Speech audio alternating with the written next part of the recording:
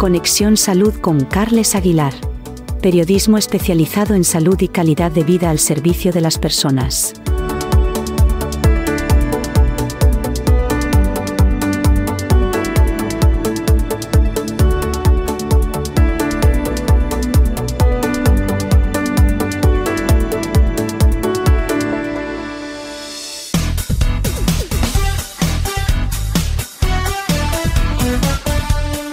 ¿Padece de artrosis de rodilla, artrosis de cadera, espondiloartrosis o artrosis generalizada? Descubra los avances de medicina regenerativa para tratar la patología degenerativa. Soy el doctor Los Certales. Medicentre. Calle Consell de Cent 160 de Barcelona. Teléfono 93 476 30 55. Visita informativa gratuita. 93 476 30 55.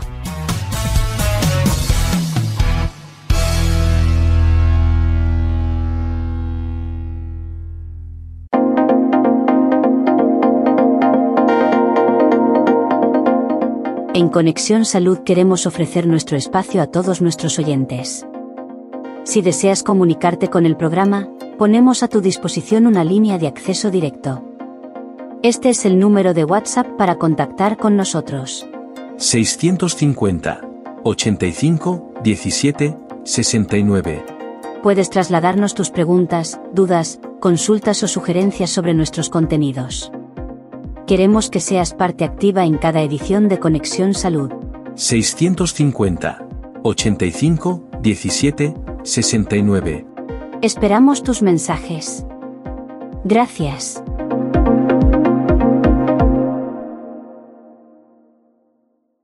Empezamos nuestro recorrido en Conexión Salud hablando del cáncer de ovario más frecuente, el epitelial, y más concretamente, el seroso de alto grado, el cual representa alrededor del 70% de los casos.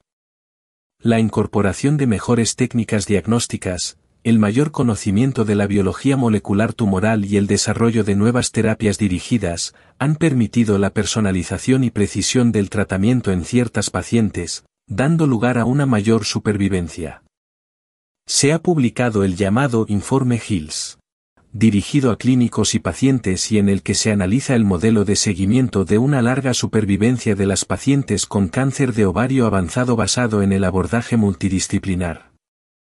El informe proporciona información sobre esta enfermedad, así como recomendaciones y pautas de seguimiento que facilitan un adecuado manejo de las pacientes con cáncer de ovario avanzado.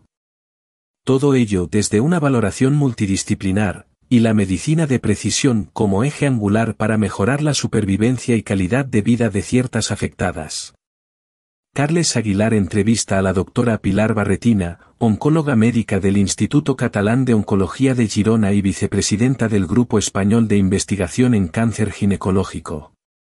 Por otra parte, el asistente de voz de Amazon, Alexa, se convierte en el aliado perfecto para retomar las rutinas de sueño. El 75% de los españoles dice necesitar ayuda para regular su descanso en cualquier época del año.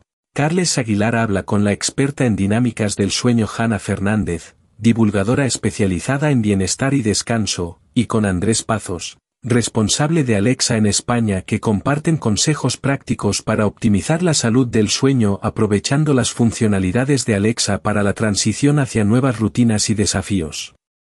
En estos puntos de inflexión en el calendario, una calidad de descanso óptima es fundamental para afrontar con plenitud los retos del nuevo ciclo. Para disfrutar de un buen descanso, es importante crear un ritual propio antes de ir a dormir. Alexa, en su misión por hacer más fácil el día a día de los usuarios, también puede contribuir en el reto de conseguir una buena salud del sueño a través de herramientas y funcionalidades que ayudan a los usuarios a una mejor organización y desconexión. Tu historial médico en peligro. ¿Qué hacer si tus datos médicos son comprometidos? La transformación digital en el sector de la salud ha revolucionado la eficiencia y la atención al paciente en todo el mundo. Sin embargo, la digitalización de los registros médicos también ha incrementado los riesgos de ciberseguridad, convirtiendo los datos de salud en un nuevo objetivo para los ciberdelincuentes. Ante la creciente amenaza, es crucial que los pacientes y proveedores estén preparados para mitigar las consecuencias de una posible vulneración de datos. Los datos comprometidos pueden incluir números de póliza de seguro, información de identificación personal, contraseñas de cuentas médicas, historial médico y detalles financieros. Esta información puede ser utilizada por ciberdelincuentes para cometer fraude financiero, suplantación de identidad o incluso extorsión, en casos de información altamente sensible. Carles Aguilar lo comenta con Josep Albors, director de investigación y concienciación de ESET España. Recientes estudios demuestran que la inmunoterapia mejora la supervivencia a largo plazo en un número creciente de cánceres.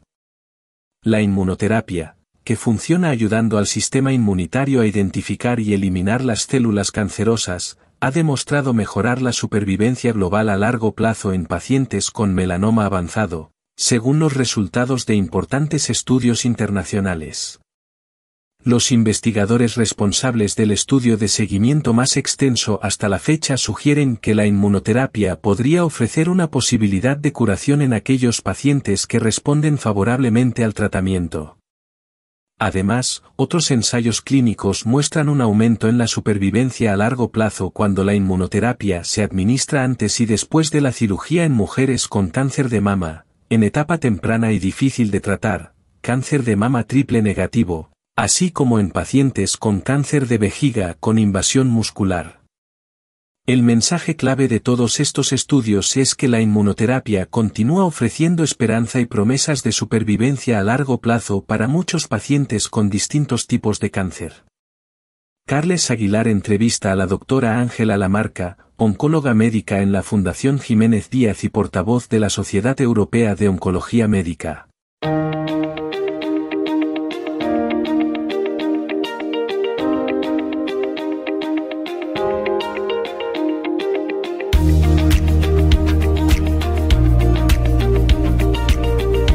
Conexión Salud con Carles Aguilar.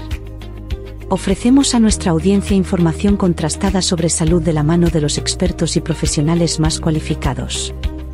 Nos puedes encontrar en las principales plataformas de podcast y en las redes sociales.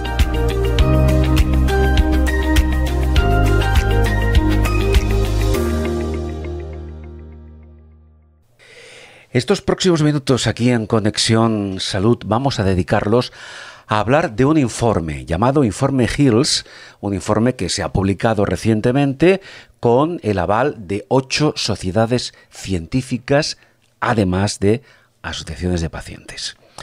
El Informe Hills, que significa Evidencia en Salud, logrando larga supervivencia, está dirigido tanto a clínicos como a pacientes. Y en este estudio se analiza el modelo de seguimiento de lo que es una larga supervivencia de las pacientes con cáncer de ovario avanzado basado en lo que se denomina abordaje multidisciplinar. Ahora entraremos más a fondo en el informe, pero una breve pincelada para decirles que el informe proporciona información sobre esta enfermedad, evidentemente, así como recomendaciones y pautas de seguimiento que facilitan en la práctica un adecuado manejo de las pacientes con cáncer de ovario avanzado. Todo esto desde una valoración a nivel multidisciplinar y otros conceptos que ahora comentaremos hablando con la doctora Pilar Barretina. La doctora Pilar Barretina es oncóloga médica del Institut Català d'Oncologia, Girona, y vicepresidenta del Grupo Español de Investigación en Cáncer Ginecológico. Pilar, ¿qué tal? ¿Cómo estamos? Muy bien, muchas gracias por tenerme aquí con vosotros. No, al contrario, faltaría más. Vamos a ver, Pilar, claro, no vamos a entrar punto por punto en el informe porque estaríamos un par de horas por lo menos, ¿no?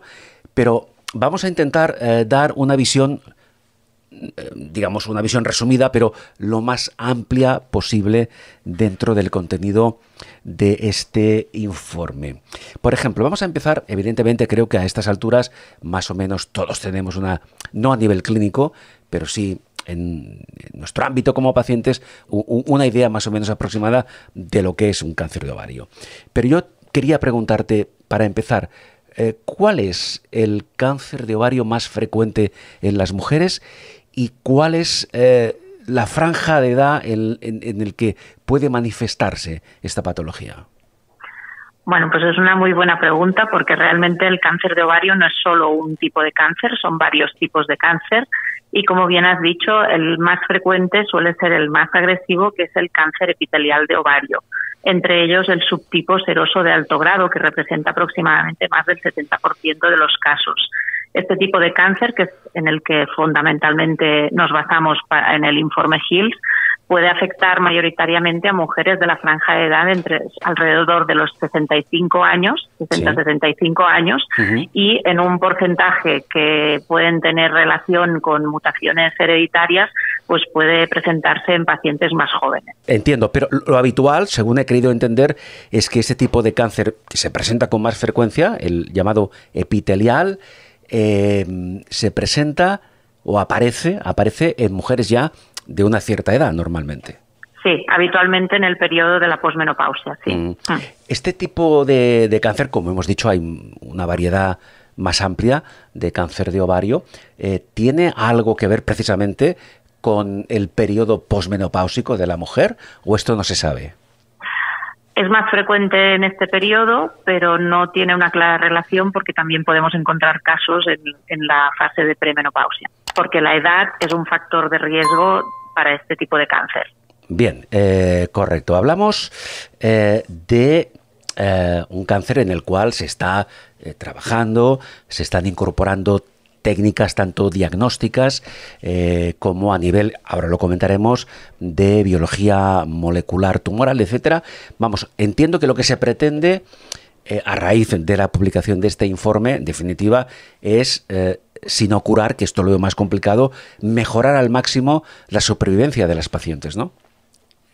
Sí, este siempre es nuestro objetivo. Desgraciadamente el cáncer de ovario hasta hace unos años tenía un pronóstico bastante malo y seguimos teniendo margen de mejoría, pero con la introducción de nuevas técnicas diagnósticas y nuevos tratamientos en los últimos años conseguimos que haya una mayor proporción de pacientes que sobrevivan al cáncer durante más años.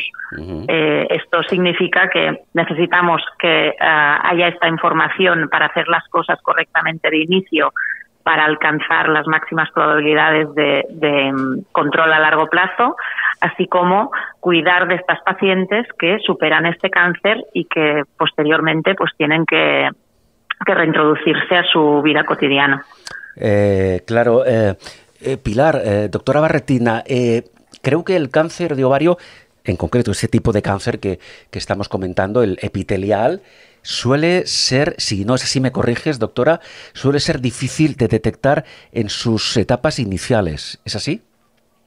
Es así. Realmente una de las diferencias que tenemos con otros cánceres, como podrían ser el cáncer de mama o el cáncer de colon, en los que disponemos de programas de cribaje que hacen que podamos detectar los tumores en una fase temprana, en cáncer de ovario, a pesar de llevar muchos años estudiando distintas estrategias, no hemos conseguido ninguna estrategia que a nivel poblacional consigamos diagnosticar de forma precoz este cáncer antes de que dé síntomas a las pacientes o en fases muy iniciales en que las posibilidades de curación son mucho más altas. Claro, porque hay algunos síntomas, por ejemplo, no sé, distensión abdominal, cierto nivel de dolor pélvico, variaciones o cambios en hábitos intestinales, fatiga, pero claro, estos síntomas pueden confundirse con otras patologías.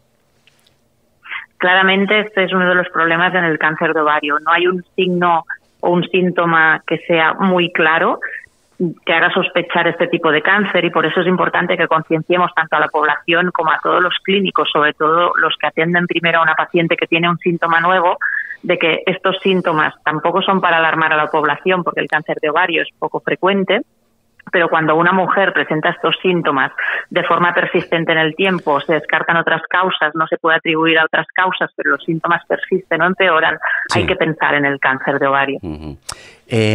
Claro, tenemos a día de hoy programas de cribaje, por ejemplo, cáncer de colon, etcétera. ¿Qué dificultades en la práctica se presentan para que, no ya ahora evidentemente, pero a corto plazo, si es posible, pueda existir un programa de cribaje? Pues la principal dificultad es que las pruebas diagnósticas que acostumbran a hacer una ecografía transvaginal, ¿no?, de las que se pueden hacer en una revisión ginecológica o un marcador tumoral en sangre, son poco específicas, es decir, pueden estar alteradas por muchos otros motivos sin ser realmente un cáncer, y el tiempo en que el cáncer puede crecer puede ser en el intervalo en que se haga una prueba de un año a otro o de 6 meses a otro. Es un cáncer que, una vez aparece visible, puede tener un crecimiento y una expansión muy rápida, y no llegamos a tiempo con las revisiones periódicas a alcanzarlo entre revisión y revisión, a diagnosticarlo entre revisión y revisión. Entiendo, pues, Pilar, que a día de hoy no hay, lamentablemente, demasiadas expectativas para que ese futuro posible programa de cribaje sea una realidad cuanto antes. Una realidad inmediata no, pero se sigue investigando y se siguen investigando estrategias de análisis de lo que llamamos biopsias líquidas, ¿no? Cómo detectar fragmentos tumorales circulantes en sangre en una analítica, sobre todo en pacientes de riesgo, podría ser una forma de obtener un diagnóstico precoz, pero esto hoy en día aún no es aplicable a la población general. Está en investigación. Sí, sí. Bien, hablaba antes la doctora de técnicas de diagnóstico que, lógicamente, han evolucionado. Me gustaría saber cuál ha sido o cuáles son en este momento las técnicas diagnósticas más efectivas para detectar, para diagnosticar un cáncer de ovario epitelial. El diagnóstico del cáncer siempre se hace mediante una biopsia, pero la sospecha inicial la podemos tener en las pruebas radiológicas, que pueden constar de una ecografía transvaginal con una valoración de la masa tumoral en el ovario, realizada por ginecólogos expertos, para tener esta sospecha de certeza o no de que pueda ser una masa maligna, y en fases más avanzadas pruebas radiológicas pues tipo TAC, resonancia o PET-TAC, para ver hasta dónde alcanza la enfermedad.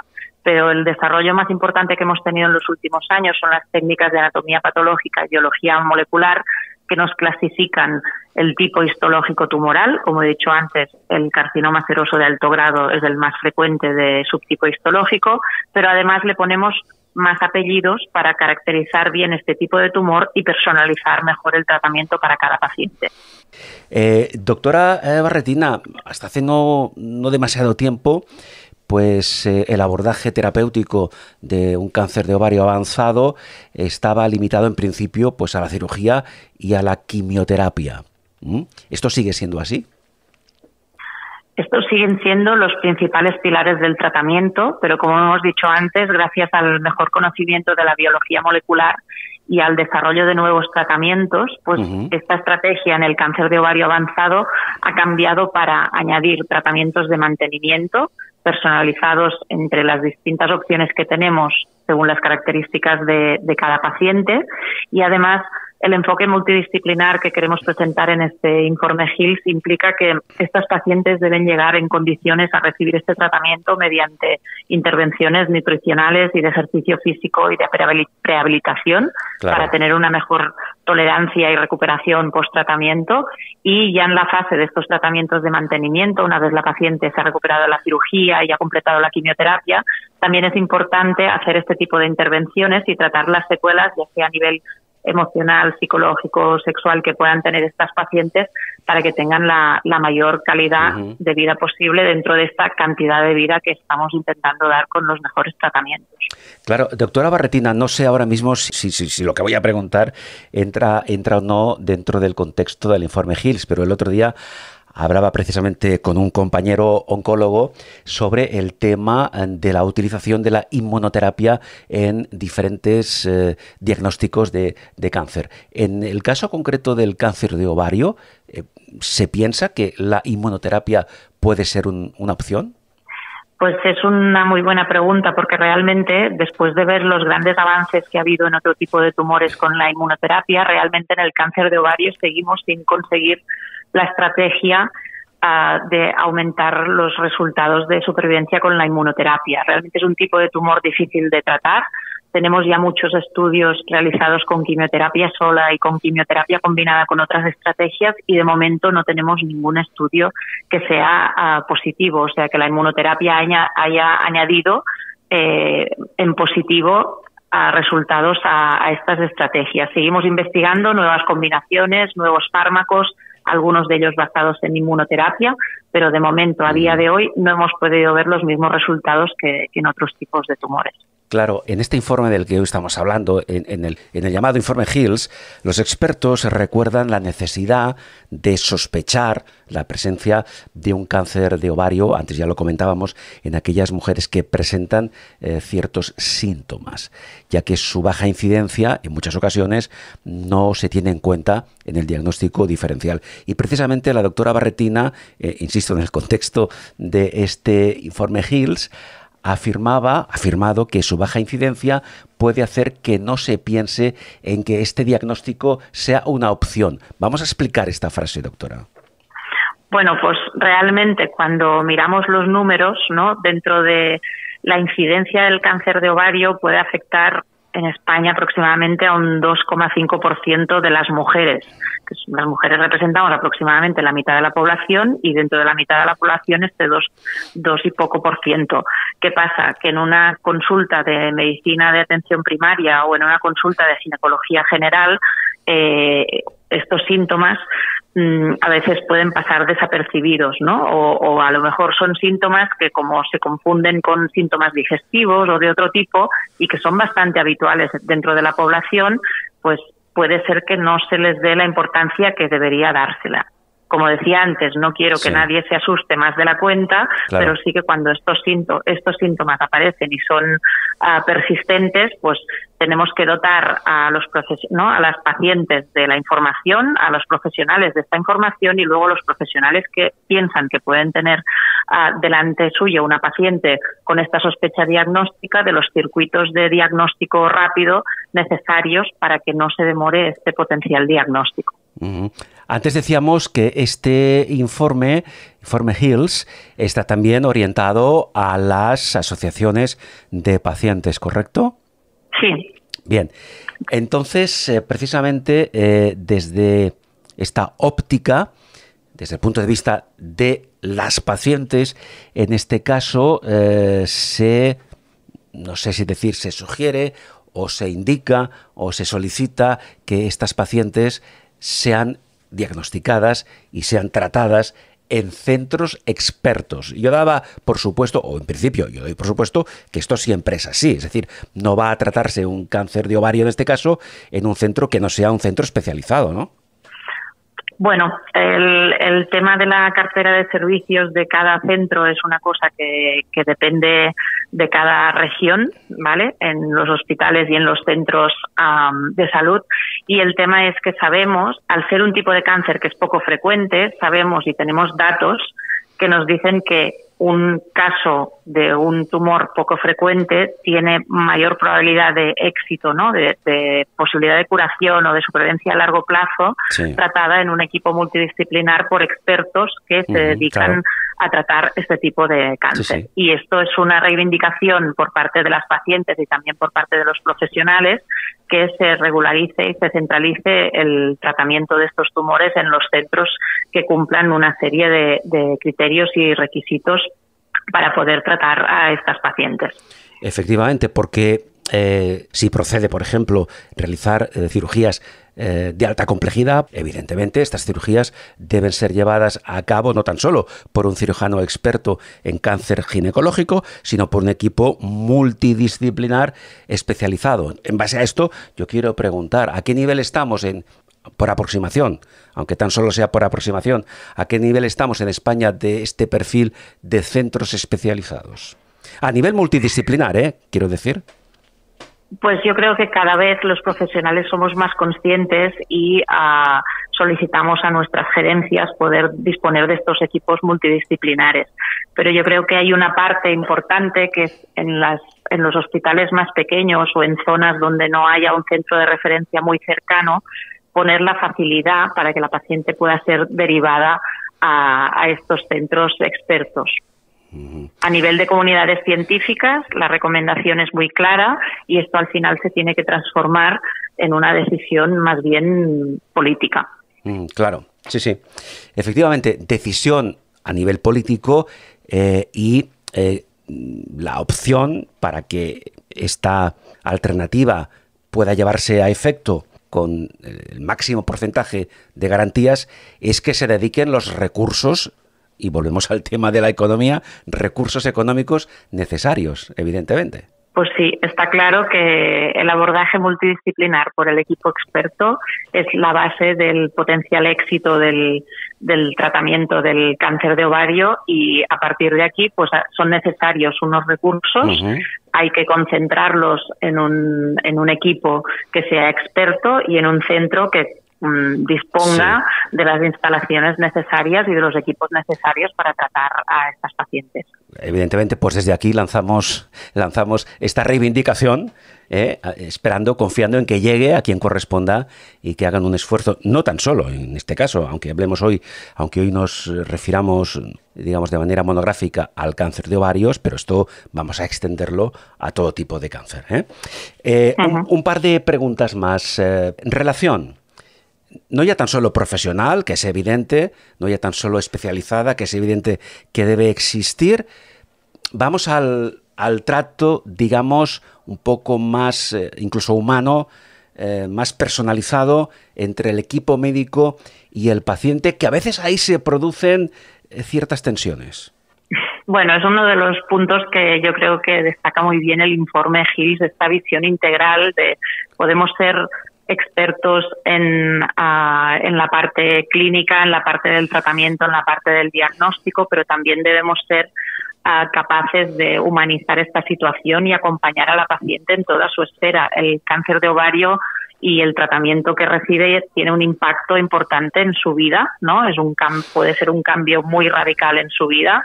Si se diagnostica en fase premenopáusica, la paciente puede entrar en una menopausia precoz justo después de la cirugía, los cambios físicos que puede suponer una quimioterapia, los cambios de rol, la afectación psicológica, los cambios en el mundo laboral. Esta paciente tiene un entorno, tiene una familia, puede tener un trabajo. Toda esta visión la tenemos que tener en cuenta y acompañarla en todo el impacto que pueda tener cada paciente, porque alguna paciente vivirá impacto en una situación o en una esfera mayor que otra, y por eso es importante tener el equipo multidisciplinar.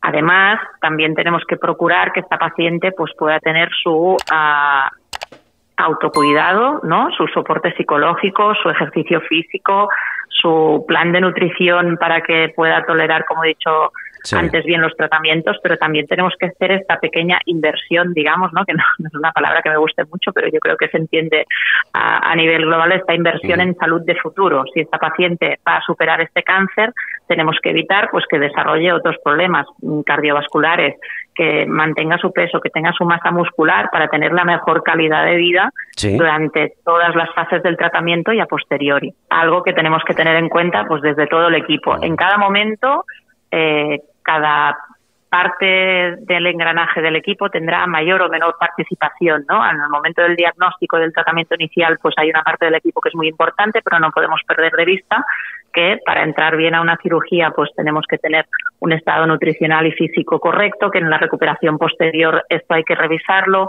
que las pacientes cuando terminan la quimio tienen que tener pues todo este tipo de soporte, igual que el soporte psicológico, tiene que ser al momento del diagnóstico será uno, pero en el momento de entrar en la fase de mantenimiento será otro, y en el momento de intentar rehacer su vida anterior al diagnóstico, pues puede ser de otro tipo. Pues precisamente la doctora Barretina acaba de comentarnos ahora algunos de esos factores clave que inciden en la calidad de vida de las pacientes y que también se incluyen precisamente en este informe Hills que hoy hemos comentado. Una última pregunta, doctora Barretina. Decía antes que en este informe, en la elaboración del informe, han participado diferentes sociedades médicas, clínicas, asociaciones de pacientes, etcétera. Ha sido complicado crear todo este, digamos, staff para que se organicen, se coordinen y lleven a buen puerto este informe.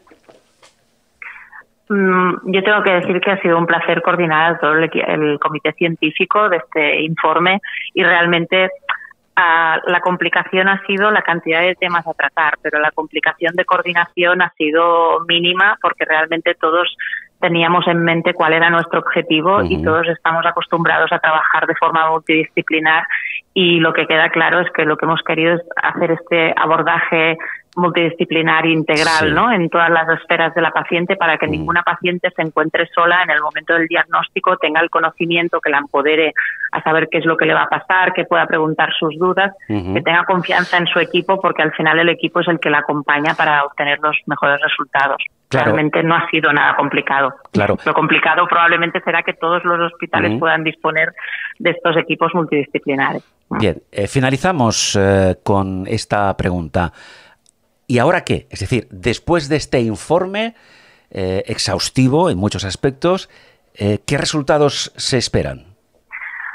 Pues resultados del informe lo que queremos es que llegue al mayor número de pacientes, que las futuras pacientes puedan disponer de este informe, que los equipos clínicos de los centros que tratan a estas pacientes tengan en cuenta esta visión integral y multidisciplinar, que realmente todas las pacientes que se diagnostiquen de un cáncer de ovario puedan ser tratadas con un equipo multidisciplinar y que toda la sociedad esté sensibilizada con este tipo de tumor, que es poco frecuente, pero que es importante el impacto que tiene a nivel de la salud de las pacientes y su entorno y sobre todo también tomar conciencia de que aunque anteriormente el pronóstico era malo y aún es mejorable, cada vez tenemos más pacientes que sobreviven a este tipo de cáncer, que alargan su supervivencia, que necesitan unos cuidados y un soporte que les debemos de garantizar y por supuesto otro tema es que tenemos que seguir investigando porque solo con la investigación avanzamos en cáncer. Claro, por cierto, ya que hemos dicho que una parte de este informe está orientado a asociaciones de pacientes, ¿dónde se puede conseguir este informe? ¿Es accesible? Sí, este informe es accesible en las páginas web de las asociaciones que han participado, que son la Asociación ASACO y Asociación AMO, de cáncer de mama y ovario hereditario, y ASACO es Asociación de Afectadas por Cáncer de Ovario y Ginecológico, y se distribuirá también entre los clínicos y intentaremos que llegue al máximo de profesionales y clínicos y pacientes y familiares dedicados a esta enfermedad. Y realmente las asociaciones de pacientes yo creo que tienen un peso muy importante porque cuando a una paciente se le diagnostica un cáncer es una de las principales fuentes de información y de acogida y de soporte que tienen y yo creo que juegan una labor muy importante, ¿no? Aparte del soporte del equipo hospitalario, el soporte de las asociaciones es muy importante y tener esta información de calidad en las asociaciones para que las pacientes puedan tener esta información a mano es muy importante. Efectivamente, Pilar, en fin, muchas gracias por dedicarnos 2 minutos de tu tiempo y por esa labor incuestionable, útil y con perspectiva de futuro, sobre todo orientado a mejorar no tan solo la supervivencia, que es importante, sino también la calidad de vida de las pacientes diagnosticadas de este tipo de cáncer que hemos comentado antes, el cáncer epitelial, concretamente, decía la doctora, el seroso de alto grado. Pilar, repito, muchas gracias. Muchas gracias a vosotros. Gràcies. La doctora Pilar Barretina, oncòloga mèdica de l'Institut Català d'Oncologia en Girona y vicepresidenta del Grupo Español de Investigación en Cáncer Ginecológico.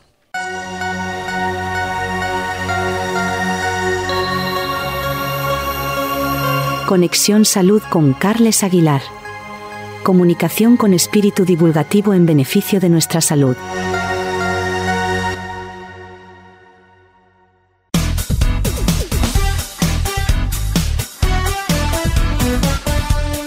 ¿Padece de artrosis de rodilla, artrosis de cadera, espondiloartrosis o artrosis generalizada? Descubra los avances de medicina regenerativa para tratar la patología degenerativa. Soy el doctor Los Certales. Medicentre, calle Consell de Cent 160 de Barcelona.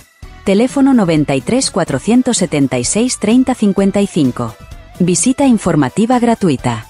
93 476 30 55.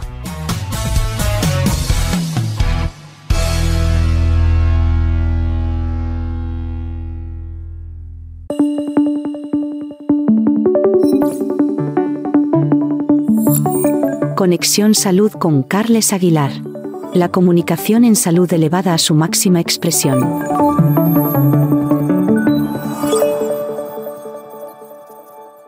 Bien, en determinadas épocas del año, cuando, por ejemplo, en los cambios de estaciones, primavera, verano, invierno, otoño, etcétera, de una forma u otra nos llega la transición hacia nuevas rutinas, incluso, ¿por qué no?, nuevos desafíos. En este punto, en estos diferentes puntos de inflexión en el calendario, evidentemente una calidad de descanso, de sueño reparador, es importante. Y para conseguirlo, de una forma u otra, hemos de intentar crear una especie de ritual propio, cada persona el suyo, evidentemente, antes de ir a dormir. Y en este punto vamos a hacer referencia, por una parte, al asistente de voz de Amazon, Alexa, que parece que va a convertirse, de hecho es ya, un aliado perfecto para retomar en un momento determinado las rutinas del sueño. Y por otra parte, vamos también a comentar de qué manera podemos conseguir ese bienestar, ese descanso precisamente a través de un sueño reparador.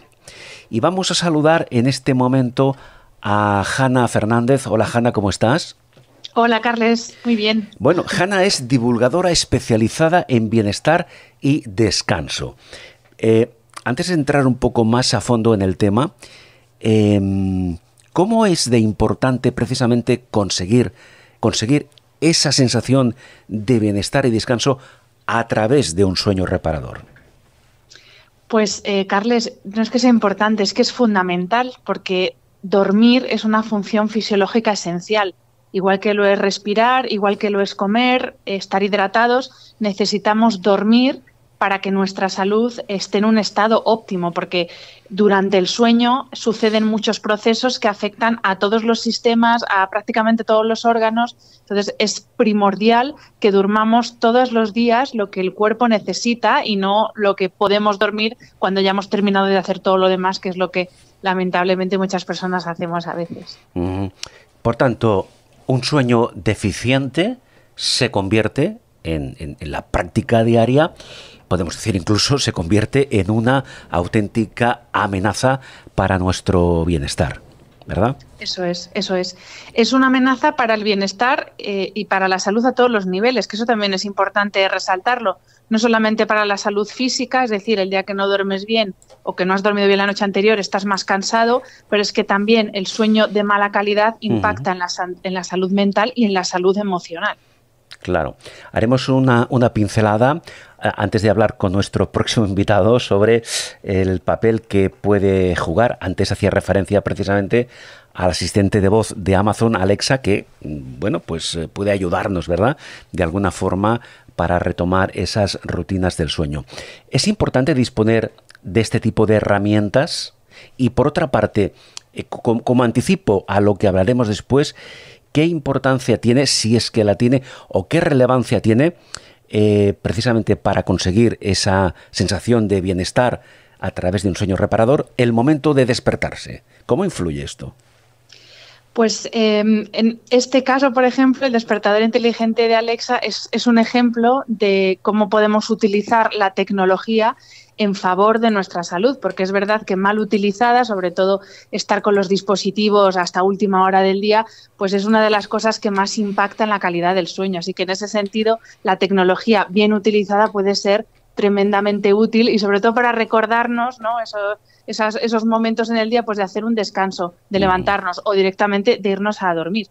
Y en el caso del momento de despertarnos, Es verdad que cuando hablamos de sueño siempre pensamos en el momento de irnos a dormir, que es importante el ritual de cama, sí, claro. Pero el ritual post-cama también es muy importante y ahí hay que fijarse en qué es lo primero que hacemos. Lo primero que hacemos es coger una pantalla y empezar a consumir contenido que nos dan las redes sociales o el mail, o mejor, que es lo que deberíamos hacer, lo primero que hago es exponerme a la información lumínica que llegue del exterior. Es verdad que en invierno muchos nos levantamos y todavía es de noche, pero si podemos exponernos primero a las condiciones ambientales antes de empezar a activar nuestro cerebro con los dispositivos, eso nos va a ayudar mucho a la hora luego de encaminar el resto del día. Bien, por tanto, el cómo nos despertamos, por tanto, es también en la práctica diaria un factor clave para emprender el día con, no diré que con entusiasmo, porque esto depende un poco de las circunstancias personales de cada uno, pero al menos con energía, ¿verdad? Exacto. Vamos a ver, Hanna, por ejemplo, intensidad lumínica, cuando estamos en la cama, por ejemplo, cuando nos vamos a dormir, muchos de nosotros, cosa que creo que no deberíamos hacer, nos llevamos el dispositivo móvil o la tablet y estamos justo en la cama, echados en la cama, incluso aún mirando los mensajes o navegando por internet. ¿Cómo nos afecta a esa calidad del sueño que perseguimos, pues, la intensidad lumínica de las pantallas?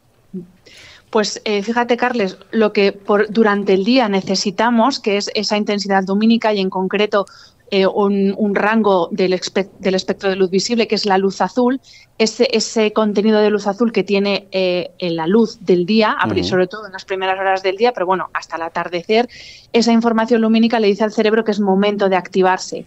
¿Qué es lo que hacemos? Que en el momento en que fuera es de noche, nosotros nos exponemos a una luz que es artificial, procedente de los dispositivos, que también emite luz azul. Entonces, estamos metidos en la cama, pero le estamos dando al cerebro la orden contraria del descanso, que es actívate, porque le está llegando esa información a través de la luz azul de los dispositivos.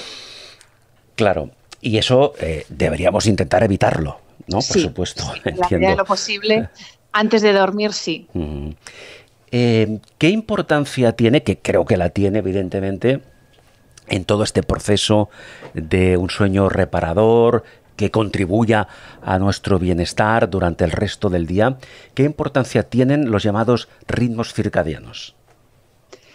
Bueno, es que el sueño en sí mismo, la alternancia de sueño-vigilia, es el más evidente de los ritmos circadianos que suceden en el organismo. Al final, todo lo que pasa en el cuerpo es rítmico. Lo que pasa es que la respiración tiene un ritmo, la secreción de hormonas tiene otro y la alternancia sueño-vigilia es otro. La digestión, por ejemplo, tiene otro tipo de ritmo. Entonces, por eso es tan importante prestar atención al reloj externo, que se llama, que es el de la naturaleza, y esa alternancia luz-oscuridad. Porque esa alternancia es el principal sincronizador del reloj interno, que es el que pone en hora todos esos ritmos, los circadianos, los ultradianos, todos los ritmos. Bueno, y nosotros, ¿cómo podemos nosotros conocer, si es que podemos saberlo, cómo gestionar nuestros propios ritmos circadianos? Pues la mejor manera de sincronizar nuestro reloj interno o biológico con el reloj externo es eso, es prestar atención a la información del exterior e intentar vivir de día y dormir de noche. Que esto parece muy sencillo, pero si prestamos atención sobre todo a la cultura mediterránea, somos muy de vivir de noche. Cuando la ingesta de calorías... Justo iba a decir, justo al revés, ¿eh? La tendencia de la cultura mediterránea es que seamos más seres nocturnos que no diurnos. Exacto, ese es el problema. Durante el día, como que cerramos las persianas, ¿no? Evitamos que nos dé la luz y, sin embargo, por la noche tendemos a hacer mucha vida cuando nuestro diseño biológico es para vivir de día y también ingerir la mayor parte o todas las calorías durante el día cuando hay luz y dormir y descansar de noche. Entonces, lo primero que podemos hacer es eso, es prestar atención a cómo es nuestro estilo de vida. Sí. Y luego... Luego ya hay otros sincronizadores, igual que la luz es el principal, pero hay otros sincronizadores. Actividad física, horarios regulares de comidas, otras cosas que podemos hacer para que esos ritmos estén lo más en hora posible. ¿Cómo puede ayudarnos en la práctica establecer diariamente lo que sería, entre comillas, un ritual precama? ¿En qué podría consistir? Que entiendo que debe ser adaptado a cada uno de nosotros, pero ponnos un ejemplo de un ritual precama.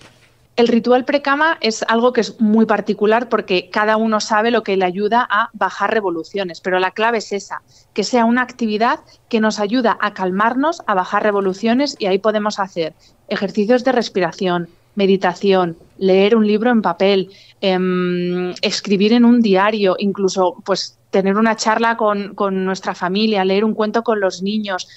Cualquier cosa que nos ayude a bajar revoluciones. Y la segunda clave, aparte de esta primera, es que sea algo que hacemos de forma rutinaria. Por eso lo llamamos ritual, porque el cerebro tiene la capacidad de anticipar lo que va a pasar. Entonces, si yo todas las noches, justo antes de irme a dormir, hago la misma actividad que me ayuda a bajar revoluciones, mi cerebro anticipa que después de esa actividad que me está calmando, que calma mi sistema nervioso, es el momento de entrar en modo sueño. Entonces, eso me va a ayudar a entrar en el sueño de una forma más fácil. Claro, y ahí luego con Andrés hablaremos de cómo Alexa puede ayudarnos en este sentido. Pero claro, a pesar de todo, ponemos en práctica este ritual precama que hemos comentado, y aún así algunos o muchos de nosotros tenemos dificultades para conciliar el sueño. ¿Qué se puede hacer? ¿Qué alternativas tenemos ante esa dificultad? Es decir, queremos descansar, queremos dormir, pero no lo conseguimos, o al menos no de forma fácil. Pues, a ver, esto también habría que estudiar, porque los problemas para conciliar el sueño pueden ser o tener muchas causas. Puede ser desde un tema hormonal a otro tipo de causas, pero es verdad que en la sociedad en la que vivimos todos somos víctimas del estrés crónico. Porque, ojo, el estrés no es malo, el estrés es necesario pues ante una presentación, ante algo importante que tengo que estar en alerta, y eso no es malo. Sí. El problema es cuando mantenemos durante todo el día una activación del sistema nervioso autónomo, la rama del estado de alerta, porque deberíamos tener picos de alerta y el resto del tiempo estar en modo descanso o en modo relajación. Sin embargo, la mayoría de nosotros, desde que nos levantamos, ya vamos con prisa porque vamos tarde, cogemos el coche, tenemos atasco y ahí ya tenemos otro estresor. Llegamos a la oficina y tenemos que presentar rápido algo. Entonces, eso nos va a dificultar dormir y tener un sueño de calidad luego. Claro, si esas dificultades para conciliar el sueño se mantienen en el tiempo, se repiten, ¿qué deberíamos hacer? Pues ahí acudir al médico. Afortunadamente cada vez hay más profesionales especializados en medicina del sueño, cada vez hay más unidades de medicina del sueño en los hospitales y en los centros de salud, y hay que acudir a un médico, porque es verdad que todos puede que tenemos momentos puntuales a lo largo de la vida en que el sueño pues es de peor calidad, o si al día siguiente tienes que coger un avión súper temprano, todos tenemos el nervio de me voy a dormir, o si al día siguiente te casas o tienes un evento muy importante, es normal que ese nervio nos impida tener un descanso de calidad. Pero si es algo que sucede prácticamente todos los días y sobre todo que está impactando de forma negativa en nuestra calidad de vida, en nuestro estado emocional, en nuestro rendimiento, tanto en el rendimiento en las relaciones personales como en el rendimiento laboral, en el rendimiento a la hora de hacer ejercicio, si está afectando a la calidad de vida, acudir a un profesional sin pensarlo, porque se pueden hacer una serie de pruebas para descartar posibles patologías del sueño y volver a disfrutar de dormir, que es un gran placer. Claro, evidentemente que lo es. Hanna ahora comentaba ese impacto a nivel emocional que puede tener la falta de sueño o el no descansar lo suficiente, pero antes de hablar con Andrés me gustaría hacer referencia al impacto, al margen de lo que ya hemos comentado, el impacto más notorio, entiendo que en casos más serios, digamos, puede afectar incluso no ya tan solo nuestra salud física, sino nuestra salud mental, ¿correcto? Sí, eso es, porque lo que te decía al final, el sueño es un regulador de muchas cosas, entre ellas del equilibrio emocional. Por eso, al día siguiente, después de no haber pegado ojo una noche, estamos más irascibles. Fíjate, con una sola noche de sueño de mala calidad, disminuye un 30% nuestra capacidad de empatía. Entonces, eso repercute en el corto plazo en nuestro estado emocional y luego todo lo que tiene que ver con la salud mental. Generalmente los casos de insomnio están siempre presentes en pacientes con depresión y al contrario, ahí sí que no se sabe muy bien qué es lo que va antes, si la depresión o el insomnio, pero suelen estar presentes en este tipo de pacientes. Y luego también en el largo plazo se ha visto que el sueño de mala calidad crónico puede estar relacionado con la aparición de enfermedades neurodegenerativas como Alzheimer. Entonces, es un tema que hay que tener muy presente y hay que cuidar mucho, sobre todo. Bueno, pues yo creo que ha quedado más que evidente la relevancia que tiene para nuestra salud, tanto física como mental, el hecho de descansar lo suficiente, de disfrutar de una buena calidad del sueño. Y ahora lo que vamos a conocer, Hanna, es descubrir cómo la tecnología digital, como el asistente de voz de Amazon Alexa, también puede contribuir en la práctica a darnos algunas pistas para conseguir ese estado de bienestar, de descanso cotidiano saludable, que es el fin que todos perseguimos. Hanna, muchísimas gracias por tu aportación hoy a cómo, de qué manera hemos de intentar, con ese aliado perfecto o sin él, eso ya depende de cada uno, retomar las rutinas de un sueño, insisto, saludable y que nos permita disfrutar del máximo bienestar posible en nuestras tareas cotidianas. Hanna, repito, muchas gracias, un fuerte abrazo. Gracias a ti, un abrazo. Hanna Fernández es especialista en bienestar y descanso, precisamente. Y después, efectivamente, de charlar unos minutos con Hanna, saludamos ya a Andrés Pazos, que es responsable de Alexa en España. Hola, Andrés, ¿cómo estás? Hola, muy bien, ¿cómo estáis? Bueno, aunque quizá muchos de los oyentes no solamente sepan de qué vamos a hablar, sino que incluso lo tengan, por ejemplo, en la mesita de noche, allí bien situado, bien ubicado. Explícanos, defínenos, ¿qué es Alexa? ¿Qué es un asistente de voz? Bueno, Alexa es el asistente de voz basado en inteligencia artificial de Amazon que lanzamos pues para hacer la vida un poquito más sencilla, más fácil a todos los usuarios, ¿no? Y también pues a veces más entretenida, que también es importante. Bueno, vamos a enfocar, efectivamente, estamos ya enfocando en esta entrevista Alexa como una herramienta, como un aliado útil, eficaz, para retomar las rutinas del sueño. Y eso independientemente de la estación del año, porque hay cambios laborales, personales, que pueden suceder pues, en primavera, verano, otoño e invierno. Y por cierto, hay aquí una estadística que dice que una gran mayoría, el 75% de los españoles, dice que necesita ayuda para regular el descanso, por ejemplo, tras ciertos periodos vacacionales. Este dato, y algún otro que iremos comentando, se extrae de una encuesta encargada por Amazon, precisamente. ¿Cómo podemos valorar este dato? Pues como ha comentado antes la experta Hanna, el sueño es fundamental y vemos que pues nos ayuda en todo. O al revés, o nos perjudica. Entonces, pues a veces la tecnología, y en este caso Alexa, pues también puede estar ahí para facilitarte, para ayudarte a descansar más con pequeñas cosas o a veces no tan pequeñas, sí, que te ayuden en los hábitos, ¿no? Otro dato que hace referencia precisamente al uso que se hace de este asistente de voz. Los usuarios en España empiezan cada día diciendo, por ejemplo, Alexa, buenos días. Esta frase la dicen más de 1,3 millones de veces cada mes. Si multiplicamos la cifra, es espectacular. Sí, aquí hay varios matices, varios conceptos. Al final, muchos de nuestros usuarios aprovechan a través de las rutinas, que es una manera que tienes de configurarte tu Alexa, de personalizártelo, aprovechan para en ese buenos días configurar ciertos momentos como, por ejemplo, una frase de ánimos, el tiempo, cuál es el tráfico o, por ejemplo, que te ponga una música animada para arrancar el día. Entonces, por ese lado, pues es una manera, digo yo, un poquito más divertida de empezar el día. Sí. Y luego a veces también Alexa pues te sorprende o te cuenta algo peculiar de lo que pasa ese día, ¿no? Como por ejemplo una celebración o un aniversario y demás. Sí. Claro, pero entiendo que todas estas posibilidades quizá hay que, no sé, programarlas de alguna forma. La pregunta es, no sé hasta qué punto de esos miles, bueno, yo diría que millones de usuarios que tiene Alexa en España,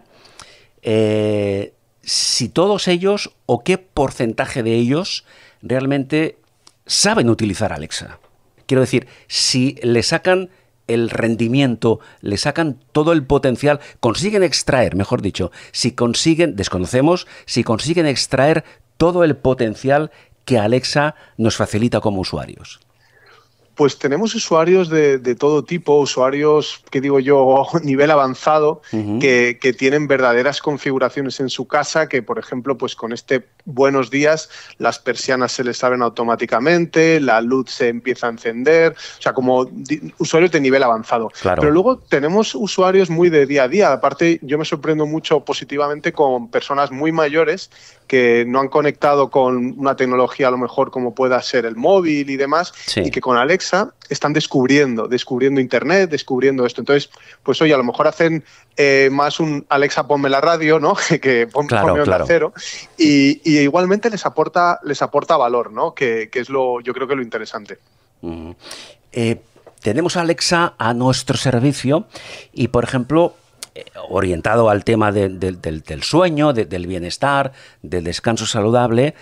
Por ejemplo, si le preguntamos a Alexa, Alexa, ¿cuántas horas debería dormir? ¿Qué respuesta podemos obtener? ¿Y en base a qué criterio? Dentro del contenido de Alexa tenemos un equipo especializado en contenidos que, pues con expertos y demás, y en este caso también incluso contando con expertos como pueda ser Hanna, podemos dar pequeños consejos y demás en por ejemplo, un tema del bienestar como puede ser el sueño. Es importante también decir que son contenidos muy locales, muy cercanos a los usuarios y que nuestra Alexa no tiene nada que ver con pues lo que se le diría en Francia o en Estados Unidos, lo cual también es importante. Dejo aquí a los usuarios que lo prueben ellos mismos, ¿no? Incluso que prueben Alexa, ayúdame a dormir, que también les puede acompañar con meditaciones, que en este caso son meditaciones de expertos de Grupo Planeta, por ejemplo, con su grupo de expertos. Entonces, bueno, nos apoyamos en estos terceros o en expertos para dar los contenidos, y incluido con nuestro equipo también los contenidos más apropiados, ¿no? Pregunto, Andrés, ¿Alexa de alguna forma va aprendiendo en función, quiero decir, Alexa de alguna forma aprende de su relación con cada uno de nosotros? Alexa al final es una inteligencia artificial con modelos de machine learning que dicen en inglés, y va aprendiendo cada día. Además, lo interesante también del servicio de Alexa en sí es que, bueno, que tanto lo oímos hablar, ¿no? Está en la nube. Y esto hace pues que tú no tengas que actualizar nada, o sea, el mismo sistema va aprendiendo y mejorando cada día, y esto pues nos ha pasado desde el lanzamiento, como incluso los diferentes acentos, las diferentes particularidades de cada usuario, pues hemos ido mejorando un porcentaje altísimo, ¿no? hasta donde estamos ahora. Claro, antes ponía el ejemplo en el sentido de que podemos preguntarle a Alexa, lo que antes decía, Alexa, ¿cuántas horas debería dormir? Pero si le preguntamos a Alexa, ¿cuántas horas duermes tú? ¿Qué nos diría Alexa? Pues oye, no lo he probado, o sea que aquí me estás sorprendiendo, pero estoy casi seguro que te va a hacer un guiño simpático que te va, espero, a sacar una sonrisa. Bueno, yo ante la duda esta noche se lo voy a preguntar. Sí. Lástima que ahora no tengo su respuesta preparada, pero la voy a grabar a ver qué respuesta me da Alexa cuando le pregunte a Alexa, ¿cuántas horas duermes tú? ¿Verdad? Sí, buenísimo. Puede ser interesante esa respuesta. Y sería interesante o recomendable, siguiendo con Alexa, que cuando nos vayamos a dormir, estemos ya a punto de conciliar el sueño, le digamos, Alexa, buenas noches. el buenas noches pues también es algo que nuestros usuarios de una manera muy orgánica le han ido diciendo y bueno, tenemos Alexa te acompaña, te dice alguna cosa, alguna frase para que te acompañe a descansar y también además va cambiando, ¿no? O sea la idea es sorprender a nuestros usuarios, acompañarles y bueno, pues si podemos poner un granito de arena a que tengan un mejor descanso, pues mucho mejor. Por supuesto que Alexa tiene otras alternativas, tiene otras posibilidades para ofrecernos determinados servicios.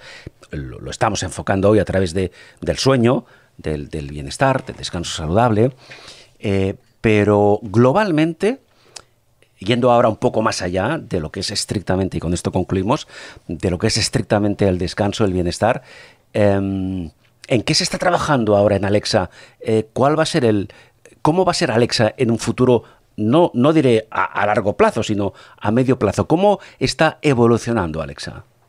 Sí, es muy buena pregunta. Estamos en un momento muy emocionante para todo lo que está pasando con la inteligencia artificial y también nosotros anunciamos a finales del año pasado pues una Alexa basada en inteligencia artificial generativa que tanto escuchamos ahora. Sí. Entonces, bueno, muy pronto también vamos a ver una Alexa pues con esta misma personalidad, acompañándote para el sueño y demás, pero pues de una manera un poquito más personalizada, a lo mejor un poquito más conversacional, que esperemos también pues que siga teniendo la misma buena acogida que estamos teniendo.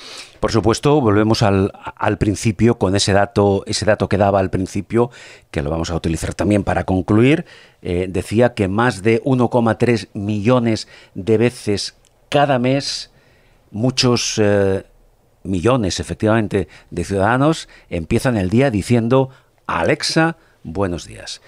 Pues yo, Andrés, te digo que muchas gracias por estar con nosotros. Ha sido muy interesante lo que nos has comentado de Alexa y, por supuesto, Hanna, que antes nos comentaba como experta en el tema, como especializada en bienestar y descanso, algunas pautas a seguir para conseguir, entre los consejos de Hanna y la ayuda de Alexa, que seamos capaces de descansar de la mejor manera posible. Repito, un fuerte abrazo, Andrés. Muchas gracias y un saludo cordial. Un abrazo, gracias a vosotros. Gracias. Andrés Pazos, responsable, como decía antes, de Alexa en España. Conexión Salud con Carles Aguilar. Un punto de encuentro en la red para mejorar nuestra calidad de vida.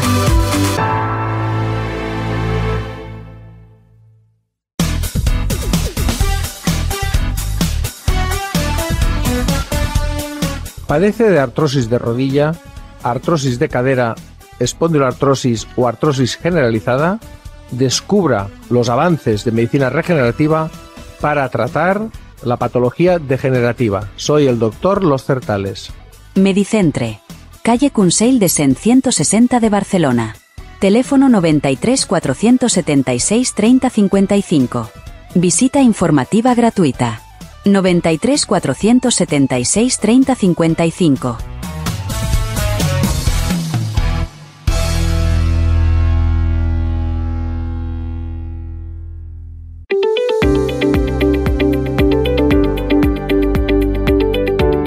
Conexión Salud con Carles Aguilar. Una propuesta informativa avalada por los mejores expertos y profesionales de la salud.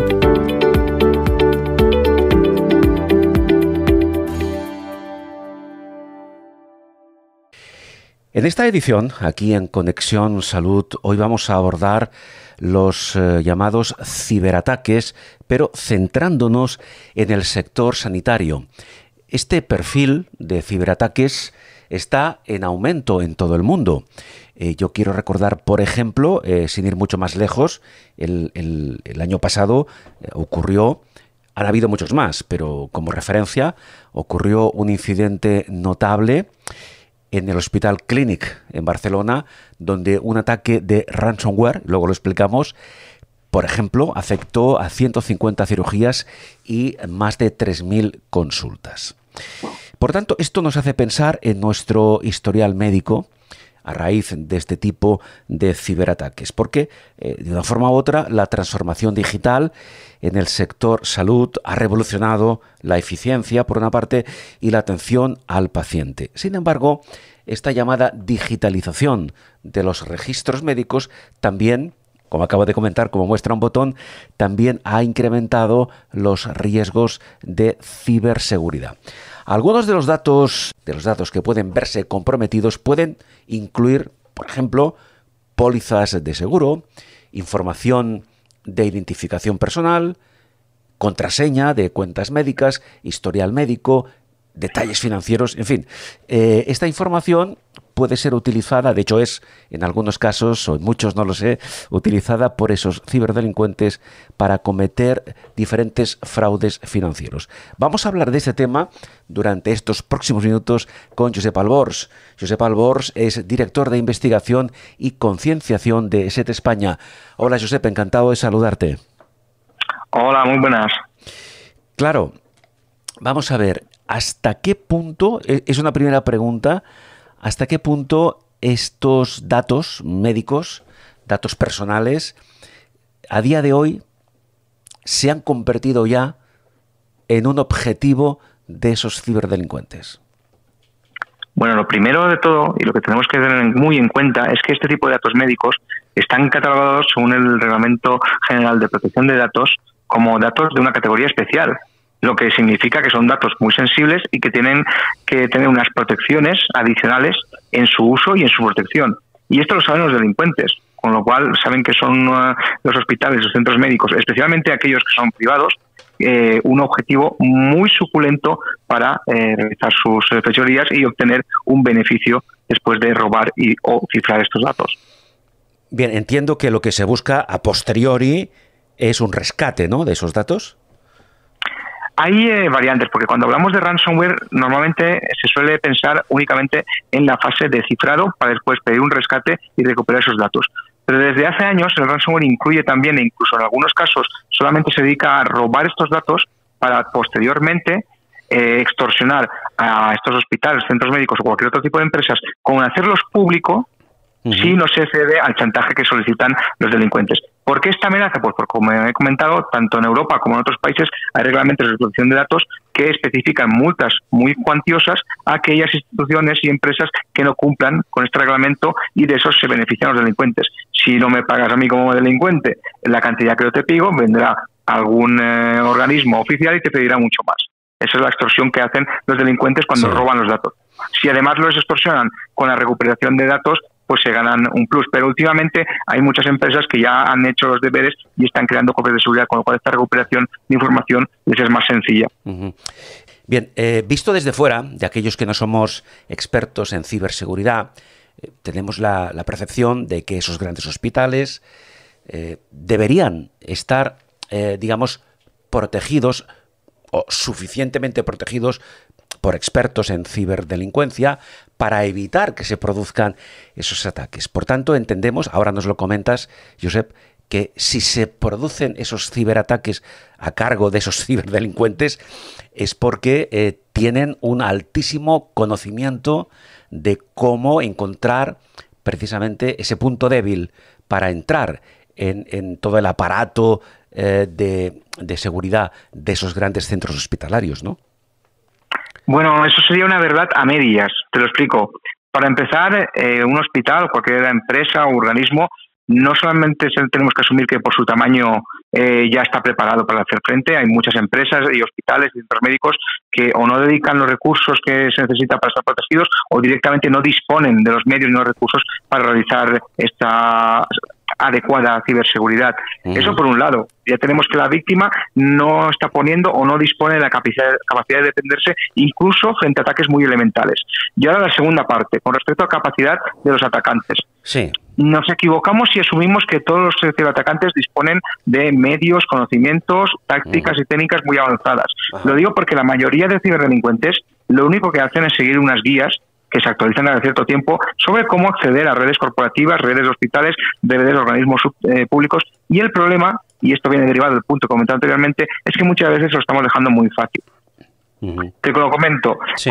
Actualmente, en el caso del ransomware, aunque se puede aplicar a otro tipo de ciber, los delincuentes que estamos digamos, investigando actualmente muchas veces son grupos o incluso personas, individuos, que no es que tengan unos conocimientos específicos o muy avanzados de ciberseguridad y saben encontrar brechas. Lo que pasa es que pagan a otros delincuentes para que les proporcionen los métodos, las guías, las tácticas, las herramientas para acceder a estas redes que no están debidamente protegidas. Sí. Con lo cual, son gente que, sin muchos conocimientos técnicos, pero con un poquito de recursos, e incluso a veces estamos hablando de unos pocos cientos de euros, que dedican a comprar estas herramientas y estas instrucciones, pueden ya causar mucho daño y ganar mucho dinero que después se reparten a medias con los creadores pues, de estas herramientas o estos tipos de ransomware o cualquier otra ciberamenaza.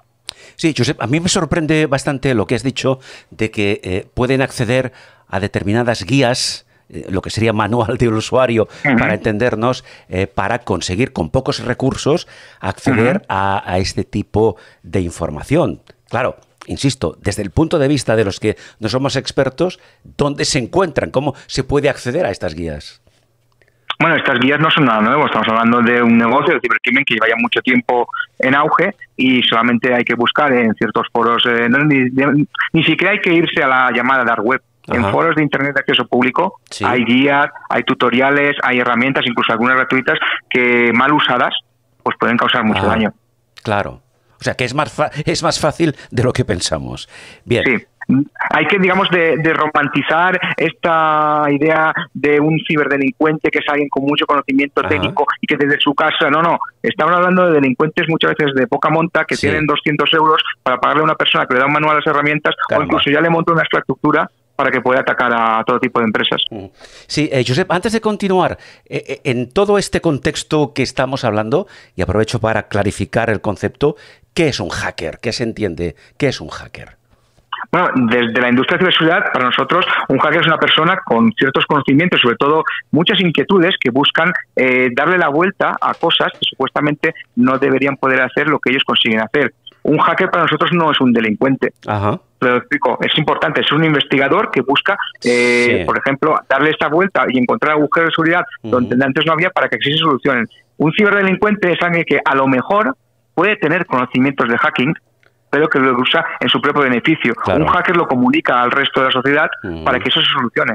Sí. Esa es la diferencia. Claro, entonces el concepto de hacker se ha distorsionado bastante, por ejemplo, a través de películas, series de televisión, en las cuales el hacker es el malo de la película. Correcto, es una aceptación. Si vais al diccionario de la RAE, verás que hay dos aceptaciones y la segunda, la que habla de la persona experta en ciberseguridad, aunque no tiene que ser porque es de este ámbito y que se dedica a buscar estos agujeros, esa se consiguió después de la comunidad de investigadores, de toda la comunidad de ciberseguridad en España, presionar a la RAE para que lo aceptara también. Sí. Antes de comentar algunos de los pasos para seguir si nos encontramos frente a una vulneración de datos médicos, pasos que ha elaborado ESET precisamente, compañía líder en ciberseguridad. Nos decía antes, Josep, que los datos médicos están catalogados como categoría especial. ¿En qué sentido? Bueno, son datos muy sensibles porque pueden tener información sobre nuestra salud que en manos, ya no digamos de delincuentes, sino, por ejemplo, de empresas que se encargan de proveer servicios sanitarios o seguros, pues pueden hacer que tengamos que pagar una cuota más elevada de la que alguien que no tuviera esa información pues nos podría poner. Eso por un lado. Y segundo, a que son datos que fuera de lo que es el ámbito sanitario no deberían compartirse. A nadie le interesa saber si alguien, X personas, ha hecho una operación de X o cualquier cosa, o de qué dolencia sufre y que eso le impida, por ejemplo, conseguir un nuevo puesto de trabajo. Claro, en todo caso entiendo, no sé si me equivoco, que precisamente esos ciberdelincuentes que acceden a datos médicos determinados, lo que van buscando más es precisamente el ejemplo que antes poníamos, grandes cantidades de datos médicos, por ejemplo, que están depositados en centros hospitalarios. Quiero decir que a nivel de usuario, a nivel de cada uno de nosotros, es más difícil, ¿no?, que suframos un ciberataque de este nivel, ¿o no? No es lo habitual que los delincuentes, una vez robados los datos, vayan víctima por víctima a extorsionarse, aunque ha pasado. Vimos hace unos años que se consiguieron robar los datos de una clínica, creo que fue en Noruega o en Finlandia, de gente con problemas de salud mental, y fueron a extorsionar directamente a los usuarios. Ajá. Pero eso es la excepción. Lo normal es que lo que buscan es extorsionar a quien tiene que custodiar estos datos. Bien, dicho esto, vamos a comentar esos 8 pasos esenciales, básicos, que cualquier usuario debe seguir o debe intentar seguir para minimizar las posibles consecuencias tras una vulneración de datos en registros de salud. Por ejemplo, si recibimos una notificación sobre una posible vulneración, ¿qué hemos de hacer? Bueno, si recibimos ese tipo de notificación, lo primero hay que verificar su autenticidad. No fiarnos solamente de lo que pone el correo, porque es posible que los delincuentes estén aprovechando que se haya hecho eco de este incidente para así contactar con los posibles afectados y hacer que estos caigan en la trampa pulsando su enlace o descargar un fichero. Lo primero es intentar comprobar que esta notificación es verídica, llamando al centro, ya sea al centro hospitalario o cualquier otra empresa que haya sufrido ese tipo de ataques. Y así, una vez confirmado, entonces proceder a seguir los pasos. Bien, hemos confirmado que hemos autentificado esa notificación. Una vez hemos confirmado la autenticidad del incidente, creo que el siguiente paso sería saber hasta dónde alcanza esa intrusión, ¿no? Exacto. Hay que saber, sobre todo, pues qué tipo de datos han sido comprometidos, porque a lo mejor solamente se han comprometido datos básicos como nuestro nombre, apellidos y dónde vivimos o nuestro número de teléfono. Pero si se han comprometido datos de tema sanitario, pues ya es algo más importante. Y hay que tener en cuenta también ese tipo de datos cómo estaban protegidos, porque una cosa es que se roben datos de un hospital o de un centro sanitario y estos datos estén en texto plano con que puede verlos, o si al menos este centro sanitario ha cifrado esta información antes de que sea robada, pues no es posible que los delincuentes lo utilicen para extorsionar, porque al no poder descifrarla no les sirve de nada. Hay que saber hasta dónde han llegado y qué es qué parte de nuestra información ha podido estar comprometida. Bien. Seguimos. Han vulnerado nuestros datos. Hemos sufrido una vulneración de datos y existe el riesgo, creo que en este caso evidente, si eso ha ocurrido, de que nuestra información personal y médica sea utilizada posiblemente para actividades fraudulentas. ¿Qué hemos de hacer? Bueno, sobre todo hay que monitorizar todas las cuentas, no solamente las que estén relacionadas con el tema sanitario, porque muchos usuarios lo que hacen es repetir credenciales, usuario, contraseña en varios servicios que no tienen nada que ver. Hay que ver si hay algún acceso, por ejemplo, a nuestras aplicaciones o sistemas de salud desde dispositivos no autorizados y, sobre todo, si hacemos lo que no es nada recomendable, que es compartir credenciales, por ejemplo, con una cuenta de correo para acceder también a nuestra aplicación del sistema sanitario, ya sea pues de nuestro seguro o nuestro servicio autonómico de salud, pues eso cambiarlo totalmente. Hay que hacer una credencial única para cada caso, monitorizar que nos haya entrado, por ejemplo, en nuestra cuenta de correo cuando nosotros no estábamos mirándola, eso nos avisará si vemos el historial, y ante a este tipo de incidentes, sobre todo cambiar las credenciales y aplicar capas adicionales de seguridad, como hemos comentado también en otro punto, como pueden ser el doble factor de autenticación. Claro. Detectamos una o varias irregularidades y que sospechamos y que entendemos que es una actividad sospechosa ajena a nosotros. ¿Qué pasa en ese momento? Bueno, en ese momento, si vemos que hay algo sospechoso, hay que reportarlo de inmediato a cualquier proveedor de servicios que sea pues el que nos esté proporcionando, por ejemplo, tanto servicios de salud como servicios que no tengan nada que ver, por ejemplo, nuestro correo electrónico, nuestras cuentas de plataformas audiovisuales, etcétera. Hay tanto enlaces de soporte como cuentas de correo electrónico a las cuales podemos contactar para que se revise la actividad, en el último de los casos bloquear la cuenta y que se proceda a un chequeo, a una autenticación del usuario. Entonces, lo que tenemos que hacer es bloquearlo de inmediato y, sobre todo, evitar que el delincuente siga usando el acceso a estas cuentas en su propio beneficio. Claro, porque entiendo que en muchos casos, o en todos ellos, el objetivo final es obtener beneficios económicos. Y entiendo que cuando hablamos de congelar pues las... ¿cómo te lo diría? Cuando hablamos... sí, a ver, déjame que lo piense cómo te hago esta pregunta. Espera. Bien, cuando detectamos ese tipo de actividades sospechosas que ahora Josep comentaba. Pregunto, ¿esto incluye congelar nuestras cuentas bancarias, nuestras tarjetas que pueden estar comprometidas y podemos vernos perjudicados económicamente? ¿Esto hay que hacerlo en cualquier caso? Ahí habría que analizar, por ejemplo, si nosotros tenemos una tarjeta bancaria asociada pues a algún servicio de salud privado, que tengamos, por ejemplo, a través de una aplicación móvil, o que este servicio de salud tenga guardada nuestros datos, incluyendo la tarjeta bancaria, porque vamos periódicamente a hacernos revisiones. Si en ese es el caso, sí, sería recomendable, por lo menos, no ya una cuenta bancaria, pero sí las tarjetas. Si vemos que hay movimientos ya sospechosos, sí, ya hablamos con nuestro banco y bloqueamos todo el tipo de cuenta y revisamos qué ha podido pasar, cómo se ha podido acceder y si hace falta se procede a emitir nuevas tarjetas. Claro. Hablaba antes, Josep, de las llamadas credenciales, pero este concepto no está muy claro para según quién. ¿Qué se entiende? ¿Qué es una credencial? Una credencial son los métodos de autenticación que utilizamos más comúnmente, como son los usuarios y las contraseñas. Nuestro nombre de usuario y nuestra contraseña que nos piden para acceder a servicios online de todo tipo. Y ese hay un problema porque tenemos muchos servicios online, con lo cual muchos usuarios pues se dedican a repetir estas credenciales en muchos servicios. Claro, no es lo mismo un servicio de baja prioridad a un servicio que tenga una exposición más elevada de nuestros datos y, sin embargo, estamos compartiendo credenciales. Si vemos que ha habido una brecha de seguridad en cualquiera de estos servicios, sea un proveedor de salud o cualquier otro, pues si hemos repetido este usuario y esta contraseña en otros servicios, hay que cambiarlas inmediatamente, hacer que estas credenciales sean únicas y añadir, como he comentado, una autenticación de 2 factores, una capa adicional de seguridad, que lo que hace es pedirnos pues un código temporal de un solo uso. ¿Esto es infalible? No. Se puede también, un atacante podría intentar pedirnos este código, pero ya le estamos poniendo un poquito más difícil que se puedan saltar, pues simplemente robando las credenciales, la medida de autenticación básica para acceder a cualquier servicio online que tengamos nosotros contratado. Por tanto, ante cualquiera de estas circunstancias que hemos comentado, Josep, hemos de mantenernos siempre alertas ante cualquier tipo de incidencia, ¿correcto? Totalmente. Además, las brechas de datos se producen de forma constante en cualquier ámbito, no solamente el sanitario.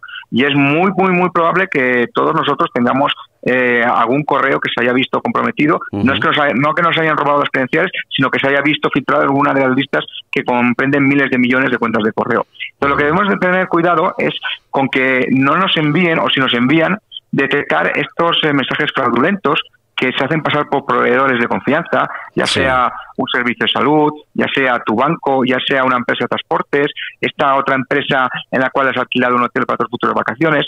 Eso lo aprovechan de forma constante los delincuentes. Nosotros hemos de ser más listos que ellos y sospechar de estas comunicaciones que muchas veces no hemos solicitado, y si tenemos dudas, no pulsar sobre ningún enlace, no descargar ningún fichero y contactar directamente con la persona o entidad que se está siendo suplantada. Bien, antes de concluir, Josep, ¿en qué momento podemos o debemos considerar la posibilidad de emprender acciones legales? Y si es así, si decidimos hacerlo, ¿cómo hay que proceder? Bueno, hay que revisar primero qué tipo de datos se han filtrado. Como he dicho, hay diferentes tipos de datos. Si se han filtrado nuestros nombres, apellidos y dirección, no es tan grave como si se filtran datos médicos. Ahí sí que sería algo grave. Y si encima se comprueba que este robo se ha producido debido a la negligencia del proveedor de servicios de salud porque no ha aplicado las medidas de seguridad básicas, pues entonces ahí nos tendremos que pensar seriamente en acudir pues a reclamar responsabilidad legal, ya sea de forma individual o formando un grupo, un colectivo de posibles afectados. Lo mejor es acudir a abogados o servicios de bufete especializados en protección de datos, que hay muchos y muy buenos en toda la geografía. Y ver qué opciones hay disponibles, como he dicho, a través de una demanda individual o posiblemente salga mejor hacer una demanda colectiva. Una última cuestión, Josep, a nivel de usuario personal, no sé si podrás valorarlo. ¿Qué nivel de seguridad? En fin, quiero decir, muchos de nosotros trabajamos habitualmente de forma cotidiana, tanto a nivel como incluso profesional. Voy a poner un ejemplo conocido por todos, con el correo electrónico, por ejemplo, con Gmail, por decir alguno de ellos. Hay muchos más. Utilizamos el correo electrónico, utilizamos el servicio que Google ofrece de nuestra agenda con nuestros contactos, en la cual además almacenamos incluso contraseñas, incluso números de cuentas bancarias, etcétera. un poco la pregunta es, y digo Gmail como ejemplo, pero insisto, podemos decir cualquier otro tipo de servicio. Estas grandes empresas como Google, como Firefox, etcétera, ¿qué nivel de seguridad realmente ofrecen a los usuarios, a los ciudadanos en este caso? Ya no hablamos de grandes empresas, para que estemos tranquilos de los datos que tenemos almacenados, por ejemplo, en Gmail. Respecto a esta pregunta, no importa tanto el tamaño de la empresa, sino cómo de en serio se tome la ciberseguridad. Por ejemplo, tú has comentado Google, pero como podrías comentar Facebook, podríamos comentar cualquier otra gran empresa tecnológica actualmente. No existe la ciberseguridad al 100%. Y de hecho hemos visto como grandes empresas han sufrido brechas o han establecido protocolos que se ha visto que no eran lo suficientemente seguros. ¿Qué pasa? Que ahí, pues por una parte, nosotros como usuarios podemos presionar para que se mejore la seguridad de los datos que estas empresas almacenan. No solamente la seguridad, sino también comprobar a dónde se envían estos datos y qué se hace con ellos. Y ahí nosotros tenemos cierta ventaja con respecto a otros usuarios de otras regiones, y es que la Unión Europea es bastante restrictiva con el manejo y el uso de los datos que se hace recopilado de los usuarios. Hemos visto numerosas multas o incluso toques de atención a varias de estas empresas en los últimos años en vela de proteger estos datos para que no caigan ya no en tema de ciberdelincuentes, sino en un uso comercial no autorizado. Claro. Entonces, hemos de conocer cuáles son nuestros derechos, se han de aplicar regulaciones y estas empresas ya se encargan, ya sea de forma voluntaria, haciendo auditorías o porque hay investigadores / hackers haciendo sus propias pesquisas, de tapar los posibles agujeros de seguridad que se vayan a producir. Piensa que las empresas grandes también son muy extensas en cuanto a conexiones, en cuanto a redes, en cuanto a dispositivos que tienen dentro. Es más fácil encontrar un agujero allí también, si no se toman las medidas de seguridad adecuadas. Es posible que si se encuentra el agujero no lleve a ningún lado porque se ha quedado, digamos, condensado en un área en concreto que no es crítica. Pero si eso le permite al atacante escalar y moverse a otras redes, entonces tenemos un problema, independientemente del tamaño de la empresa. Claro.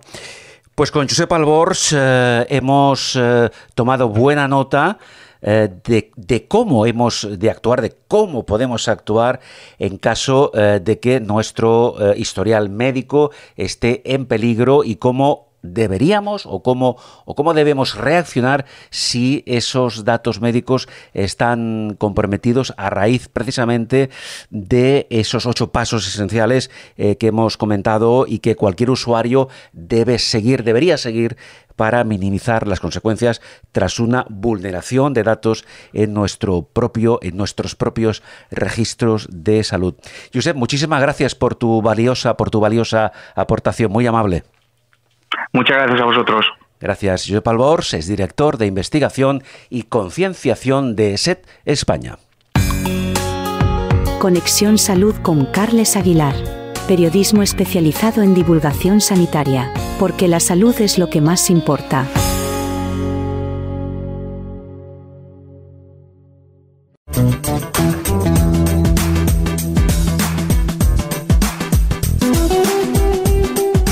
¿Te has preguntado alguna vez el impacto que tienen tus decisiones de consumo en tu salud y en el mundo que te rodea? En la CUSA CPB, Salud, Consumo y Alimentación. Estamos aquí para ayudarte. Ponte en contacto con nosotros y te asesoraremos sobre cómo defender tus derechos tanto de consumo como sanitarios. En Salud, te informamos sobre cómo cambiar de médico, gestionar listas de espera, servicios que están disponibles y cómo acceder a ellos. En Consumo, te informamos sobre los servicios básicos, temas bancarios e inmobiliarios. Apostar por productos locales y sostenibles es una manera de contribuir a un modelo económico más justo y solidario que puede ayudar a ejercer mejor nuestros derechos como consumidores. Visítanos en nuestro web www.cus-usuaris.org, en redes sociales o a través de nuestro teléfono 93 302 41 38. Infórmate, defiende tus derechos y apuesta por un consumo sostenible y responsable. Juntos construimos una sociedad más sana y consciente.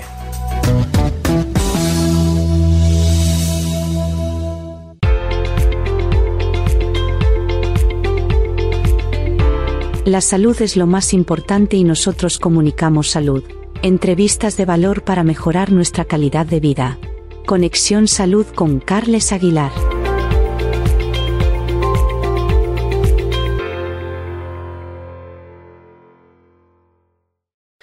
Bien, en Conexión Salud vamos a dedicar unos minutos de nuestro tiempo a hablar de la inmunoterapia. Desde su introducción oficial, aproximadamente a finales de la década de los 90, la inmunoterapia ha emergido como una de las estrategias, yo diría que más prometedoras en la lucha contra el cáncer. Este innovador enfoque terapéutico, del que ahora hablaremos más a fondo, estimula el sistema inmunitario de nuestro organismo, permitiendo que reconozca y que destruya las células cancerosas y, en otros casos, que ralentice su crecimiento. En todo caso, los resultados de la inmunoterapia han sido positivos en una variedad determinada de tipos de cáncer, pero la investigación en este caso continúa avanzando y se están abriendo nuevas posibilidades para tratar a aún más formas, aún más manifestaciones de esta enfermedad. Vamos a hablar de este tema, vamos a conocer más a fondo detalles, en fin, la realidad actual y el futuro, como he dicho, creo que prometedor de la inmunoterapia, hablando con la doctora Ángela Lamarca. La doctora Ángela Lamarca es oncóloga médica de la Fundación Jiménez Díaz y portavoz de la Sociedad Europea de Oncología Médica. Hola doctora, ¿qué tal? Hola. Claro, como concepto la inmunoterapia es muy amplio, ¿no? Pero me gustaría, un poco en la introducción ya he apuntado algunos aspectos que pueden ser definitorios, ¿verdad?, de la inmunoterapia, pero me gustaría empezar, doctora, con una pregunta. ¿Hasta qué punto la inmunoterapia es, o está siendo, o será, una forma, digamos, radicalmente distinta para tratar el cáncer? Bueno, yo creo que la inmunoterapia ya es un tratamiento que utilizamos en muchas de nuestras consultas para tratar el cáncer y es cierto que es un tratamiento diferente a la quimioterapia estándar que hemos utilizado durante muchos años. La quimioterapia estándar lo que hace es atacar directamente la célula del cáncer digamos que intenta destruirla, pero claro, en el proceso de atacar esta célula maligna también ataca las células sanas y tiene muchos efectos secundarios, de ahí la pérdida de pelo, de ahí, por ejemplo, el hecho de que haya diarrea, náuseas, vómitos o úlceras en la boca.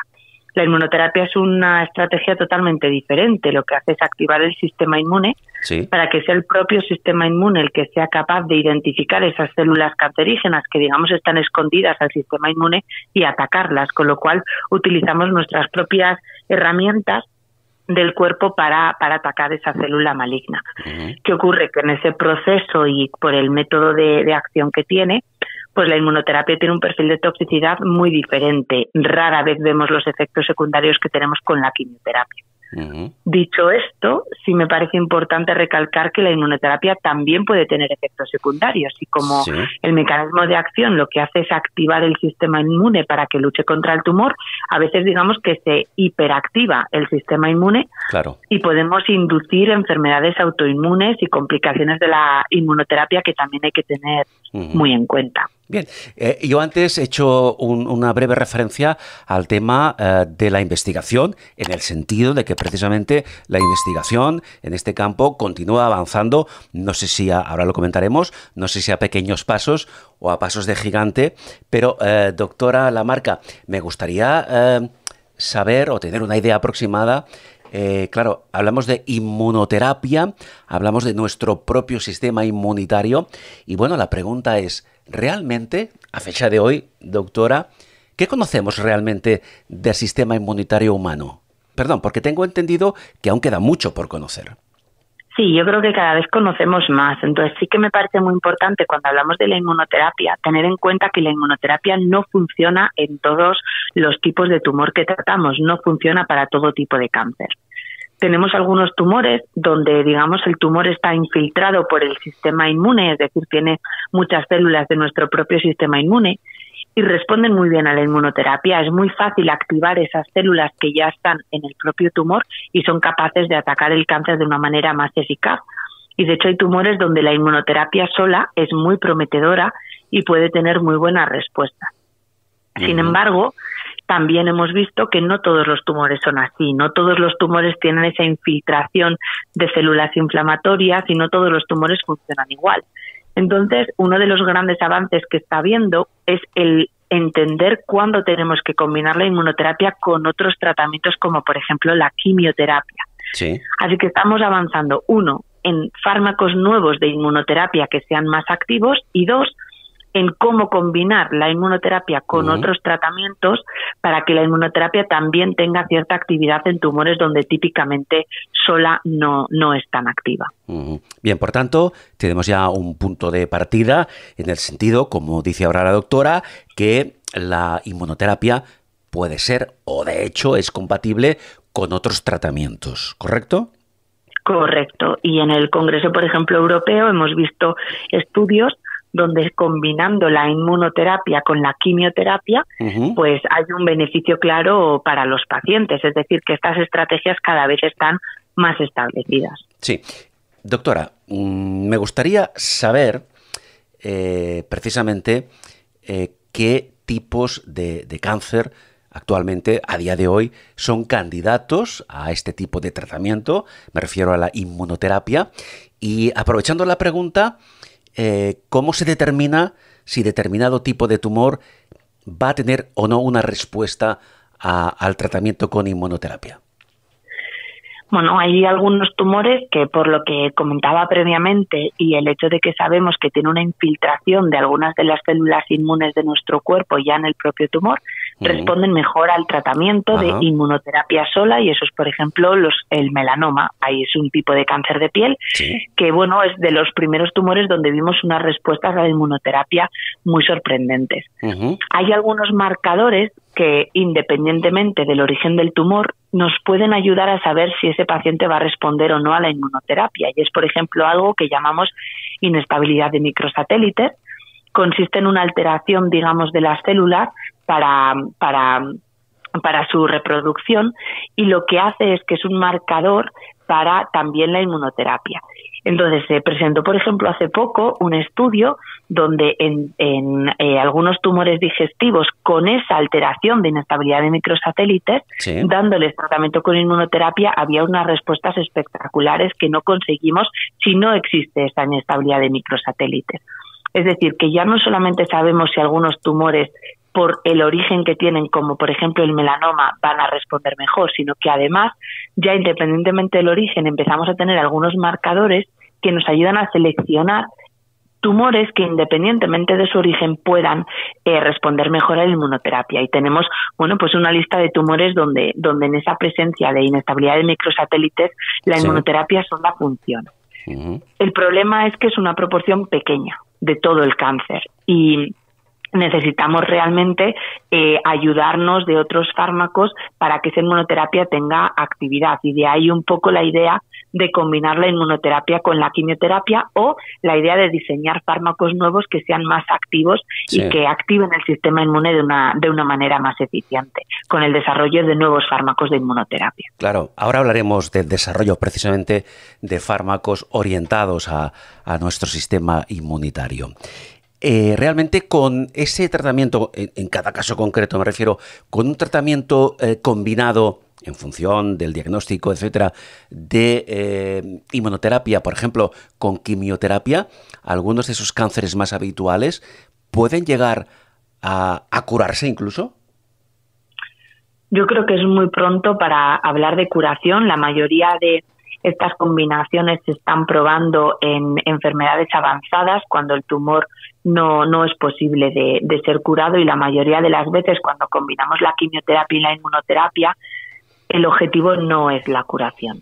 Puede haber casos excepcionales, pero creo que también tenemos que ser realistas en lo que podemos obtener a día de hoy, y la curación no es la norma. Bien, pero en caso de que en algunos aspectos concretos precisamente la curación no sea posible, esa combinación de tratamiento inmunoterapia, por ejemplo, con quimioterapia, lo que sí que permite es una larga supervivencia. Lo que sí que permite es frenar la enfermedad y que los pacientes tengan una más larga supervivencia, correcto. Muy bien. ¿Cómo se determina el paciente que es candidato a recibir inmunoterapia? A nivel clínico, a nivel de diagnóstico o de seguimiento de ese paciente, ¿en qué momento el oncólogo, el equipo de oncólogos, decide aplicar inmunoterapia?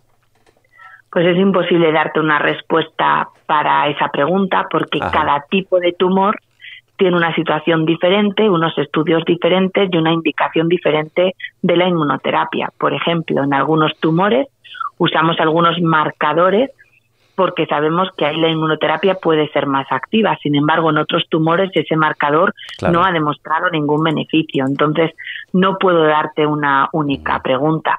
Lo que sí que me parece importante es también mandar un mensaje a todos los pacientes que nos puedan estar escuchando, porque a veces generamos cierta alarma cuando hablamos de fármacos nuevos y de estrategias nuevas, y si uno no lo está recibiendo, genera mucha angustia pensando que no está recibiendo el tratamiento adecuado.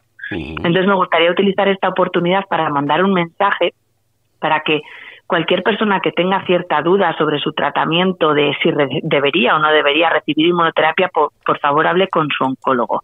Hay muchos tumores donde la inmunoterapia no tiene lugar. Por ejemplo, en el cáncer de páncreas, la inmunoterapia no ha demostrado beneficio. Y a día de hoy, fuera del contexto de un ensayo clínico experimental, la inmunoterapia no se utiliza. Sin embargo, hay otros tumores donde la inmunoterapia se utiliza de una manera muchísimo más regular. Entonces, creo que también quiero mandar ese mensaje de que la inmunoterapia no es la panacea para todo tipo de tumor, a veces funciona y a veces no, y es importante que la gente hable con su oncólogo y bueno, que resuelva sus dudas en este aspecto. Claro, antes la doctora Lamarca apuntaba que evidentemente la inmunoterapia no está exenta, en algunos casos, de posibles efectos secundarios que son variables. Cuando esos efectos secundarios se producen, ¿cuáles son los más habituales? Pues varía mucho. Los más habituales pueden ser picor, un poco de picor en la piel seca, pueden ser síntomas como algo de sensación de ahogo o fatiga porque no podamos respirar bien porque haya un poco de inflamación en el pulmón, o algo de diarrea por inflamación en el intestino, pero pueden ser mucho más severos y ser complicaciones que a veces dejan secuelas en los pacientes, así que tampoco son nulos y bueno, pues siempre hay que tenerlos en cuenta. Hemos hablado de la posible combinación entre inmunoterapia y quimioterapia. Una pregunta, ¿la inmunoterapia es, en algunos casos, también compatible con la radioterapia? Sí, también puede serlo, y se está cada vez investigando más combinar inmunoterapia con otro tipo de tratamientos. Nosotros la radiación la utilizamos en muchas maneras, la utilizamos a veces con una máquina externa y damos radioterapia desde fuera, pero también tenemos estrategias que nos permiten dar radioterapia en el hígado o dar radioterapia incluso de una manera más dirigida intravenosa. Entonces, todas estas estrategias de administrar radiación al cuerpo para tratar el cáncer también pueden, por supuesto, combinarse con la inmunoterapia, y hay estudios en ese aspecto. Y permítame otro pequeño inciso. ¿Es posible la combinación inmunoterapia con braquiterapia? Bueno, la braquiterapia es un tipo de radioterapia, así que sí, por supuesto que se puede combinar. Bien, en nuestro país, ¿a qué nivel estamos en cuanto, no tan solo en cuanto a tratamientos, sino también en cuanto a investigación respecto de la inmunoterapia? Pues yo creo que estamos en un lugar de mucho privilegio. Estamos posicionados de una manera bastante buena en cuanto a investigación clínica. España es un país donde tenemos muchísimos ensayos clínicos, lo cual permite que muchos de nuestros pacientes se beneficien de tratamientos novedosos de una manera muy precoz. Y tenemos un amplio abanico de ensayos clínicos desde fases 1, que son el primer desarrollo o prueba en humanos de algunos fármacos, al fase 2, donde probamos más la actividad, y al fase 3, donde comparamos esas nuevas estrategias con los tratamientos que ya tenemos. Así que en ese aspecto de investigación clínica creo que estamos muy bien posicionados y muy bien considerados a nivel europeo. Entiendo, perfectamente. ¿Qué importancia realmente, la doctora ahora lo comentaba, qué importancia tienen, hablando específicamente ahora de la inmunoterapia, los ensayos clínicos? Pues no para la inmunoterapia, sino para todo. Claro, sí. Medicina y en cáncer los ensayos clínicos son absolutamente necesarios, Nosotros no podemos dar un tratamiento del cual no conozcamos ni la toxicidad, ni el perfil de toxicidad o complicaciones, ni la actividad, ni cómo de mejores respecto al tratamiento que ya tenemos. Y la manera de tener esa información son los ensayos clínicos. Además de todo esto, los ensayos clínicos son también una oportunidad para pacientes donde ya no tenemos opciones de tratamiento, de acceder a tratamientos experimentales y de intentar, digamos, probar estrategias nuevas que de otra manera no podrían acceder o que no van a estar accesibles hasta dentro de muchos años cuando se haya probado su actividad. Así que los ensayos clínicos son de muchísima importancia en cáncer. Claro, el tema que ahora comenta la doctora, las consecuencias o la repercusión que tiene en la práctica un ensayo clínico en la evolución de un nuevo fármaco, claro, estamos hablando de que este proceso puede suponer 4, 5, 6 años. Por ejemplo, o 10 o 12. O 10 o 12. Claro, esto, visto desde el punto de vista del paciente, claro, se nos hace una eternidad. Bueno, y desde el punto de vista del médico también es un proceso largo, pero muy necesario. Claro. Y creo que es importante recalcar por qué es necesario. Nosotros, de todos los fármacos que se descubren o se diseñan, solo un porcentaje muy pequeño realmente demuestra ser activo y demuestra ser mejor que los tratamientos que tenemos, y en eso no nos podemos engañar. Se descubren muchos fármacos que o son tóxicos y por lo tanto no es segura su administración, o no son eficaces. Claro. ¿De qué me sirve a mí tener acceso precoz a un fármaco si no funciona? Por tanto, en este caso nos centramos en la inmunoterapia, pero como decía ahora la doctora, esto es aplicable a cualquier otro tipo de ensayo clínico que tiene como finalidad ofrecer un nuevo fármaco para un tratamiento concreto. No se aplica ningún fármaco a ningún paciente que no haya demostrado su eficacia, ¿es así? Su eficacia y su seguridad, que es también muy importante. En el desarrollo de un fármaco, desde que se desarrolla o se diseña un fármaco, primero hay que hacer experimentos en animales para entender cómo se distribuye en el cuerpo, digamos qué efecto va a tener en un ser humano. Lo siguiente es probarlo en pacientes por primera vez, donde vamos a ver qué toxicidad puede tener. Lo siguiente es encontrar la dosis adecuada del fármaco. Lo siguiente es saber si esa dosis funciona. Y lo siguiente es saber si esa dosis, tal y como funciona, es mejor que los tratamientos que tenemos. Cada paso de estos está muy regulado y es muy importante que esté regulado, porque no podemos hacer un desarrollo de fármacos que no sea seguro para nuestro paciente. Nuestra prioridad siempre va a ser la seguridad del paciente, la primera. Sí. Entonces tenemos que seguir este proceso de desarrollo, ir paso a paso desarrollando el fármaco. De ahí que sea un proceso tan largo, pero ya lo he dicho, es un proceso largo pero muy necesario. Dicho todo esto, aunque nos parezca un proceso largo, hay que pensar que en estos ensayos estamos beneficiando a pacientes. Es decir, en el proceso, por ejemplo, de descubrir uno de los fármacos de inmunoterapia que utilizamos ahora, bueno, pues en el primer ensayo en el que por primera vez se probó en humanos, ese paciente ya estaba expuesto a ese fármaco. Es decir, nosotros nunca sabemos qué fármaco va a ser prometedor o va de repente a cambiar la historia de la oncología, pero los ensayos clínicos son una posibilidad para que pacientes que de otra manera no podrían acceder a ellos puedan accederlos de manera muy precoz, y el paciente que quizá dentro de 15 años ese fármaco va a estar en el mercado porque ha pasado todas esas cribas y ha demostrado ser mejor que lo que teníamos previamente, pues igual un paciente que ha participado en el fase 1 se beneficia antes. Por eso participar en los ensayos clínicos puede ser a veces muy interesante.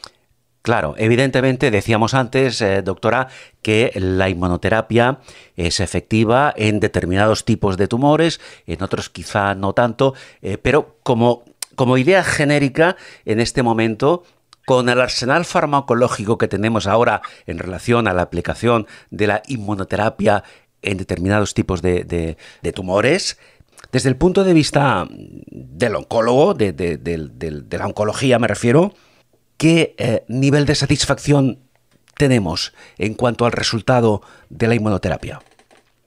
Bueno, yo creo que nos queda todavía mucho por entender, porque seguimos realmente sin saber por qué no todos los pacientes en los que pensábamos que iba a haber una respuesta, un beneficio, no hay una respuesta a un beneficio. No, las cosas en medicina no son blancas o negras, sí o no, 0 o 100.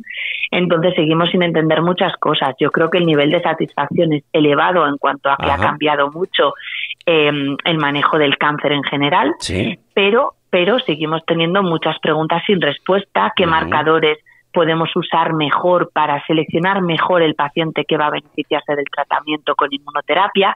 ¿Cómo podemos solventar situaciones de resistencia? Porque estos tratamientos no funcionan para siempre. Tú puedes tener una respuesta y luego que el tumor aprenda a crecer a pesar de ese tratamiento.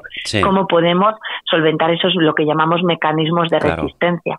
Bien. Creo que aunque nuestro nivel de satisfacción haya ido en aumento y cada vez la inmunoterapia esté empleándose en un espectro más amplio de tumores, a veces sola o a veces con inmunoterapia, pues el beneficio a veces es modesto en algunos tumores. Tenemos que entender mejor todas estas cuestiones que aún tenemos para realmente aumentar nuestro nivel de satisfacción. Somos de por sí un poco insatisfechos en medicina y en cáncer.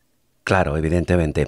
Doctora Lamarca, para concluir, hablamos un poco de expectativas de futuro con la base de conocimientos que actualmente tenemos respecto a la inmunoterapia y a nivel de expectativas, evidentemente, porque eso hay que verlo un poco sobre la marcha.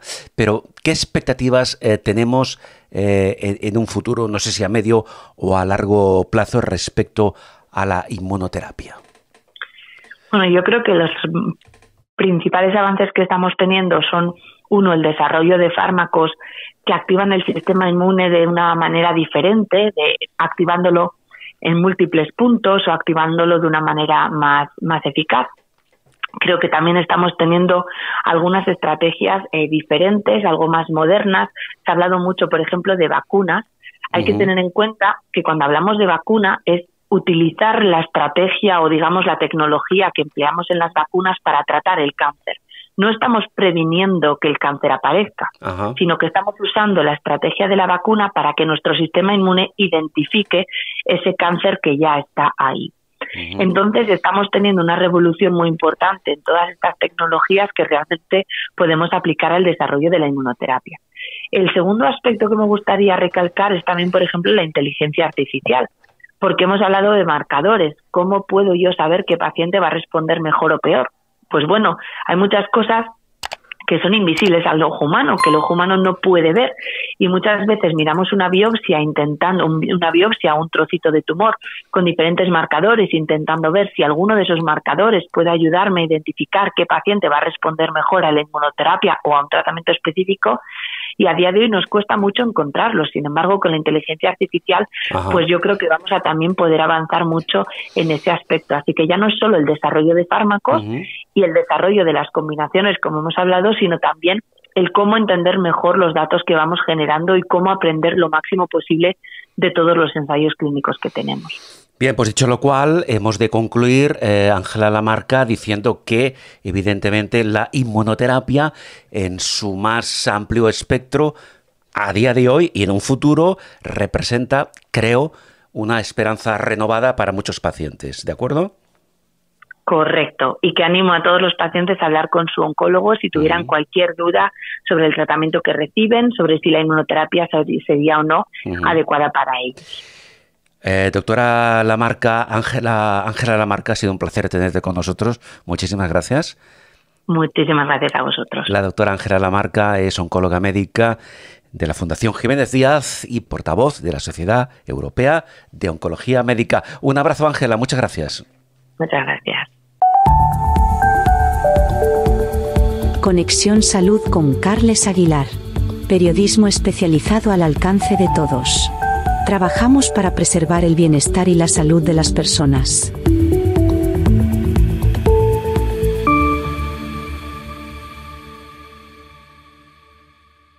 En ciertos momentos, perdemos el rumbo de nuestros pensamientos. En esas ocasiones, es fundamental recuperar el equilibrio y sentirnos bien con nosotros mismos. Es cuando necesitamos una dosis extra de inspiración. Se trata de encontrar nuevos estímulos que nos motiven a cuidarnos y a convertirnos en nuestra mejor versión. Si te encuentras en ese momento, te invitamos a reflexionar. En cada edición de Conexión Salud te ofreceremos una frase motivadora sobre salud y bienestar que provienen tanto de figuras célebres de la historia como de personajes anónimos. Podemos encontrar frases de salud y bienestar escritas por nutricionistas, pediatras, cardiólogos, inmunólogos, psicólogos, médicos de hace siglos e incluso frases de filósofos. Citas que pueden ayudarte a revitalizar la energía que necesitas o a reflexionar sobre su significado. Esta es la frase de hoy. Cuida tu cuerpo. Es el único lugar en el que tienes que vivir. Jim Rohn. Empresario y orador estadounidense.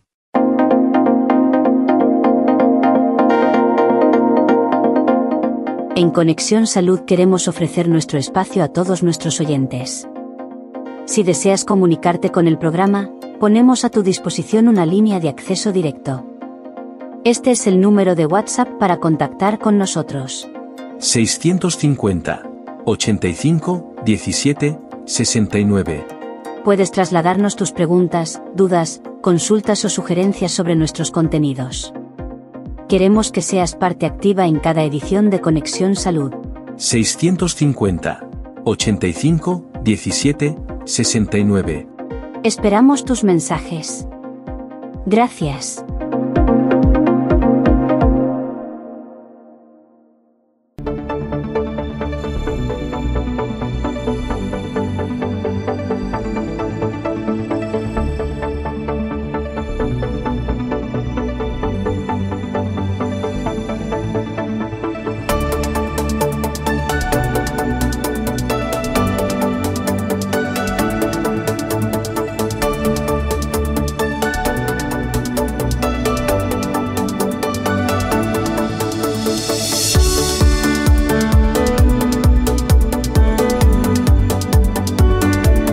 Finalizamos esta edición en Conexión Salud con Carles Aguilar. Deseamos que los contenidos que hemos desarrollado hayan sido de interés para todos. Os emplazamos para compartir la próxima edición de nuestro podcast en redes sociales con los expertos y profesionales más cualificados. Gracias.